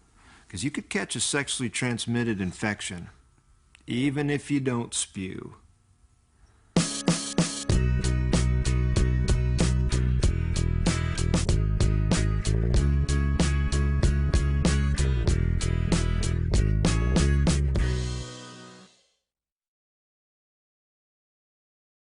Now, does this clip say anything about how Planned Parenthood sees African Americans? You'll have to judge that for yourself. But there's no doubt that if this same video had been made by a bunch of white supremacists or the Ku Klux Klan or some neo-Nazi group, we would all understand the symbolic message behind it. In 2007, Live Action Films of California conducted an undercover investigation of Planned Parenthood offices in several states. Under the direction of the organization's president, Lila Rose, the goal of the project was to determine whether Planned Parenthood officials would accept financial donations on the condition that the money would only be used to eliminate African Americans. The following clips are from the actual recordings of those conversations. When I underwrite abortion, does that apply to minorities too? If you specifically want it to underwrite an abortion for a minority person, you can target it that way. You can specify that that's how you want it spent. Okay, yeah, because there's definitely way too many black people in Ohio, so I'm just trying to do my part. Okay, whatever. Well, blacks especially need abortions too, so that's what I'm trying to do. Well, for whatever reason, we'll accept the money. So the abortion could be, you know, I could give money specifically for a black baby. That'd be the purpose. Yeah, absolutely. If you wanted to designate that you wanted your gift to be used to help an African-American woman in need, then we would certainly make sure that that gift was earmarked specifically for that purpose. Great, because I really face trouble with affirmative action, and I don't want my kids being disadvantaged, you know, against black kids. I just had a baby. I want to put it in his name, you know. So that's definitely possible. Oh, always, always. So would it be possible for me to donate that money specifically for these minority groups so that they could have access to abortions? Yes, it would be. Wonderful. And could I specify that abortion be done, or those abortions be done for a particular minority group, or how does that work? If you wish, you can. Okay. So for example, the black community in Tulsa, because I have connections with that, would it be possible to give the money specifically for that? You sure can. Wonderful. Great. So can I give you my credit card number? Yes. Wonderful. Just one more thing. The abortions will be done specifically for the black community abortions. I will mark it in such a way that definitely it will. Oh, great. On a black baby. Yes. Thank you. Great. The exact amount we charge right now is $450 for an abortion. Okay, $450. And we can definitely designate it for an African American. Wonderful. Yeah. Okay, and if I wanted to make to fund, because you know this is a if I wanted to help fund multiple abortions, could you also specify that this could be done for a specific group? Well, I'm really excited, you know, because I really face trouble with affirmative action. I don't want my kids to be disadvantaged, you know, against blacks in college, and the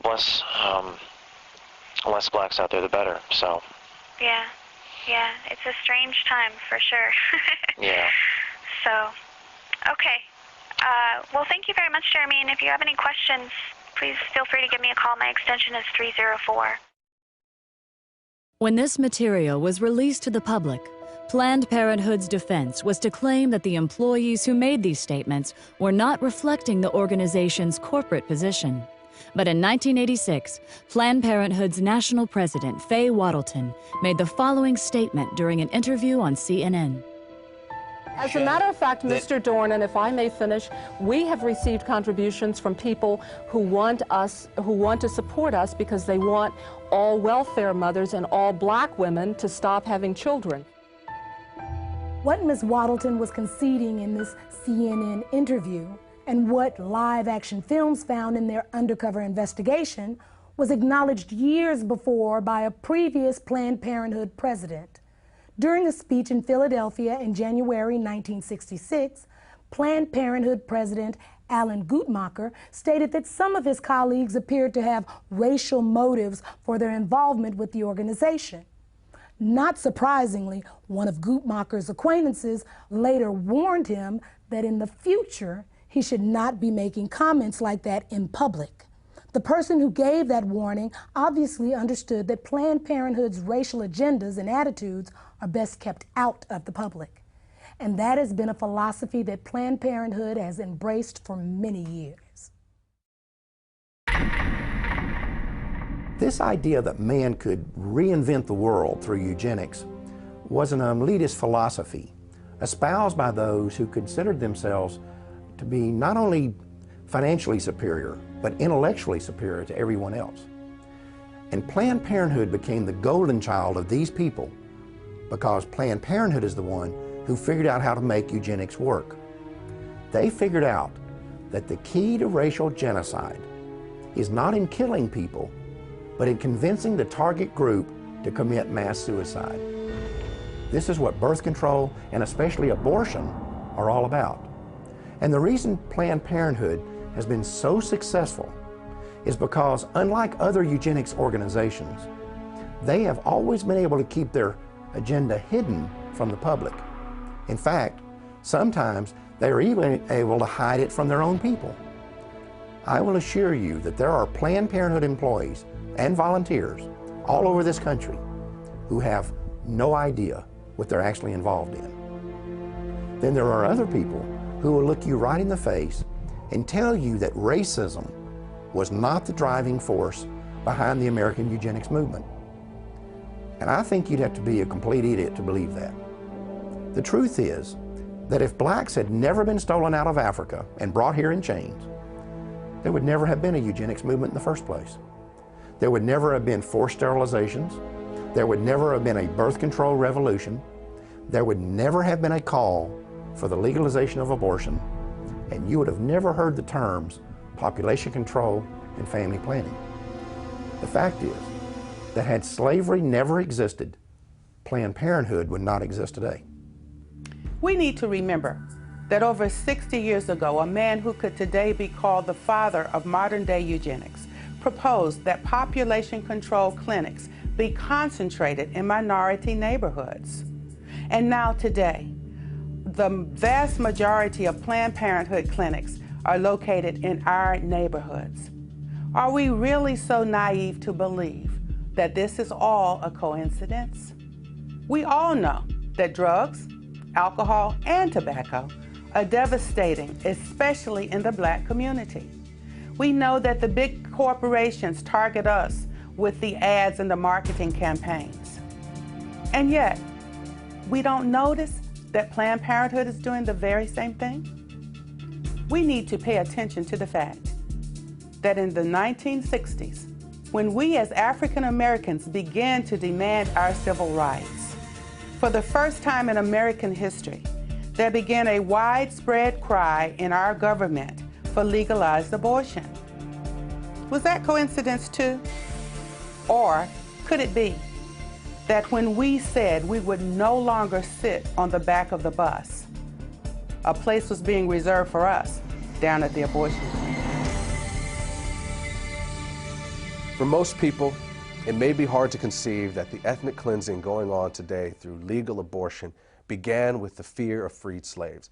But as you have seen, that is exactly what happened.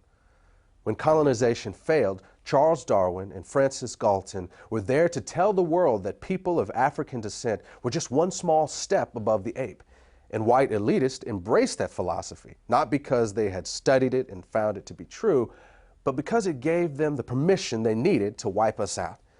And that launched a chain of events that quickly took on a life of its own. Every time one eugenics strategy failed, another was invented to take its place. It was a pattern that would be continued from one generation to the next until they finally discovered the strategy that worked. You know, when you study the Nazi Holocaust, You can see these films of Jews running into ditches to be shot in the head. You can even see films of them actually walking into the gas chambers. And it's tempting to ask yourself why they didn't fight back. I mean, if you're going to be killed anyway, what do you have to lose? Perhaps the answer is that they simply could not believe it was really happening. Maybe the normal human mind is just not wired to accept that your fellow man is capable of such senseless brutality on such a scale, even when you see it happening with your own eyes. As African Americans, we need to recognize that we are doing the same thing. We need to understand that terms like pro-choice and reproductive rights and family planning are nothing more than marketing slogans.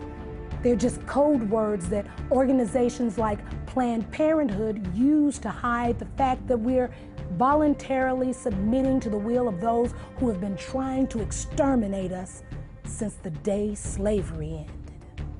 At the beginning of this program, we told you that the MAAFA didn't end with the freeing of the slaves, and that in fact, it hasn't ended yet. Now you've seen the rest of the story. Now you know that legalized abortion is more than just a crime against humanity. It is also the continuation of a 150-year-old racial agenda that was founded in Black genocide. And I hope that you have also come to see that as long as abortion remains legal, the MAAFA cannot end. Thanks for watching. Brothers and sisters, it is time. Yes, it is. Amen. Brothers and sisters, it's time for us to go to the streets on this issue. Yes, it is. We need to be in the streets on this issue. Amen. If we look the other way, while our smallest brothers and sisters are being lynched in the room, we lose the right to be outraged that we were once lynched by the Klan. When white supremacist Tom Messer tells his followers to invest their money in ghetto abortion clinics, he's not talking about reproductive rights. He's talking about reproductive racism. Yes, he is. When two guys write a book talking about Steve Levette, John Donahue, when two guys, Steve Levette, John Donahue, write a book in which they claim that the high rate of abortion keeps the rate of crime down, be assured, they know that a vast majority of American abortion clinics are in black neighborhoods. Oh, yes, they do. Oh, yes, they do. Come on. They know they're in the minority neighborhoods.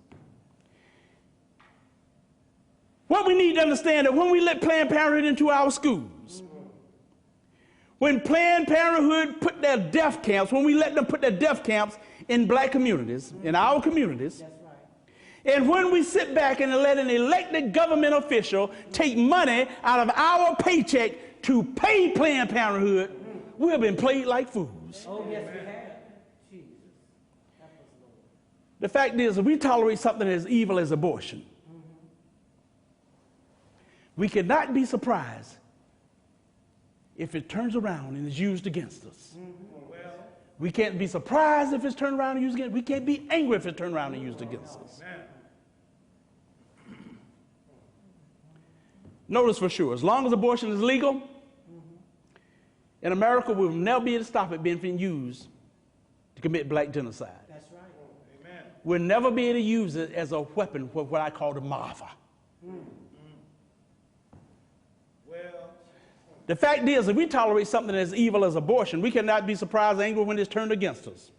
Said that one, didn't I? You know it's easy, you know it was easy to spot the enemy when he was a redneck, toothless redneck. Probably spent about 3 years trying to get past the 4th grade. But today, our enemy don't wear white hoods. No, they don't. Come on, man. Today, our enemies wear a white lab coat. Yes. With a stethoscope around his neck. Yes. And what gets really aggravating sometimes, like a pimp, sometimes he's black. Come on. And this is not about political parties either, because there's a reason I'm an independent. Both the Republican Party and Democratic Party have been in bed with Jezebel and the eugenics business for more years than you and I have been alive. Come on, that's right. I will also tell you this, every time we vote for politicians who tell us they are pro-choice, it's like we're spitting on the graves of our ancestors. Our ancestors did not break the chains of slavery. No, they did. They didn't escape the plantations and the cotton field just so we could actually then take power and give it to political people who are there to wipe us out. Jesus. That's right. Amen.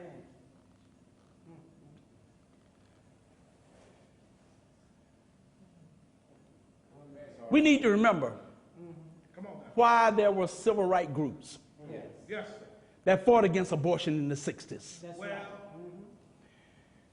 We need to understand what it was that Harold Crawford and Irma Carver Craven was talking about. Long before abortion became legal in this nation, when they stood up and they noted there's a real connection between poverty, abortion, and genocide. Oh, yes. They understood it. Oh, yes, they did. Amen. Folks,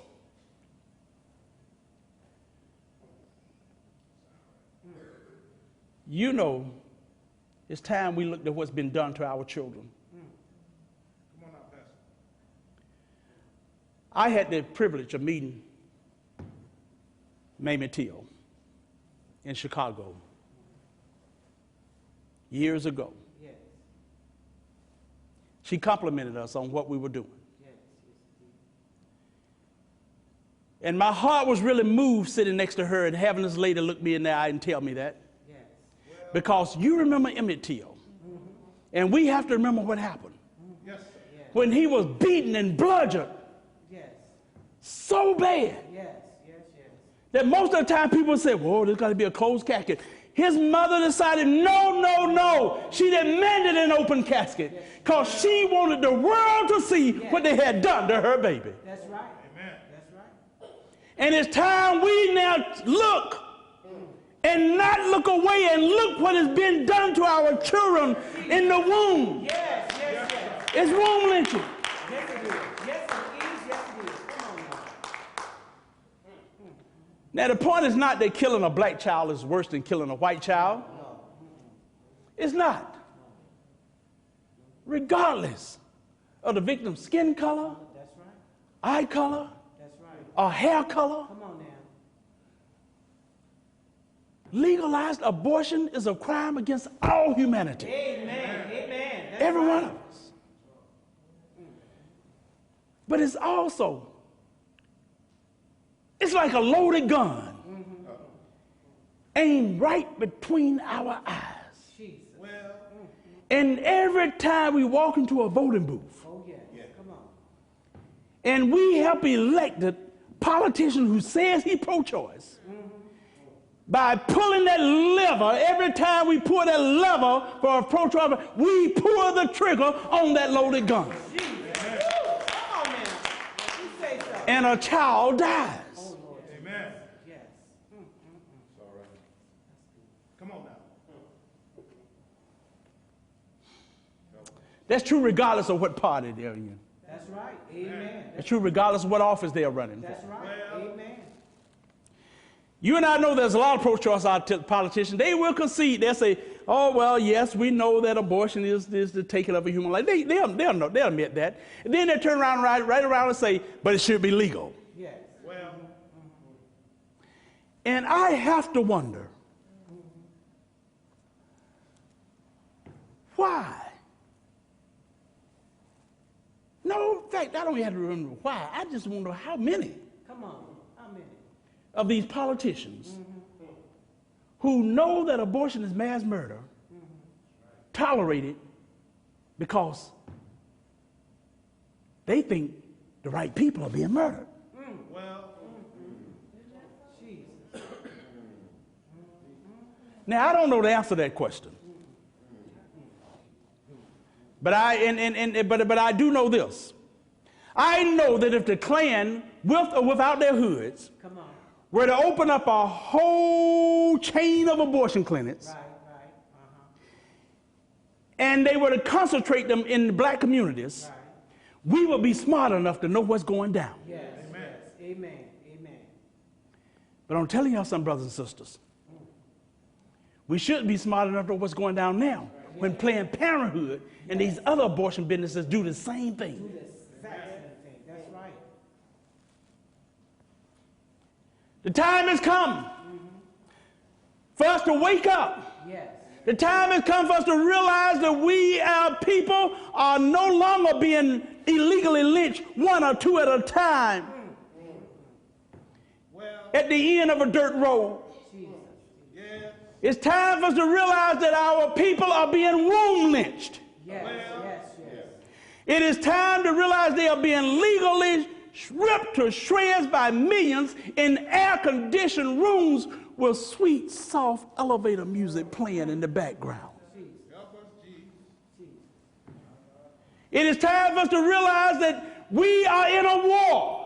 We're in a war that if we don't become involved and we try to look the other way, it's going to wipe us out. It's called black genocide.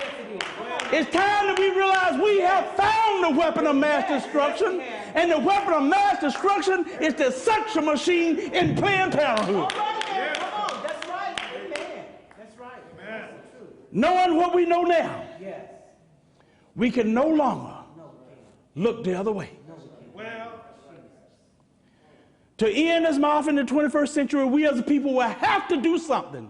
To do nothing is not an option.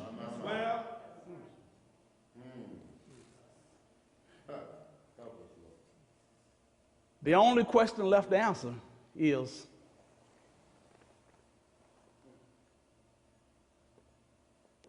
what are we going to do about it?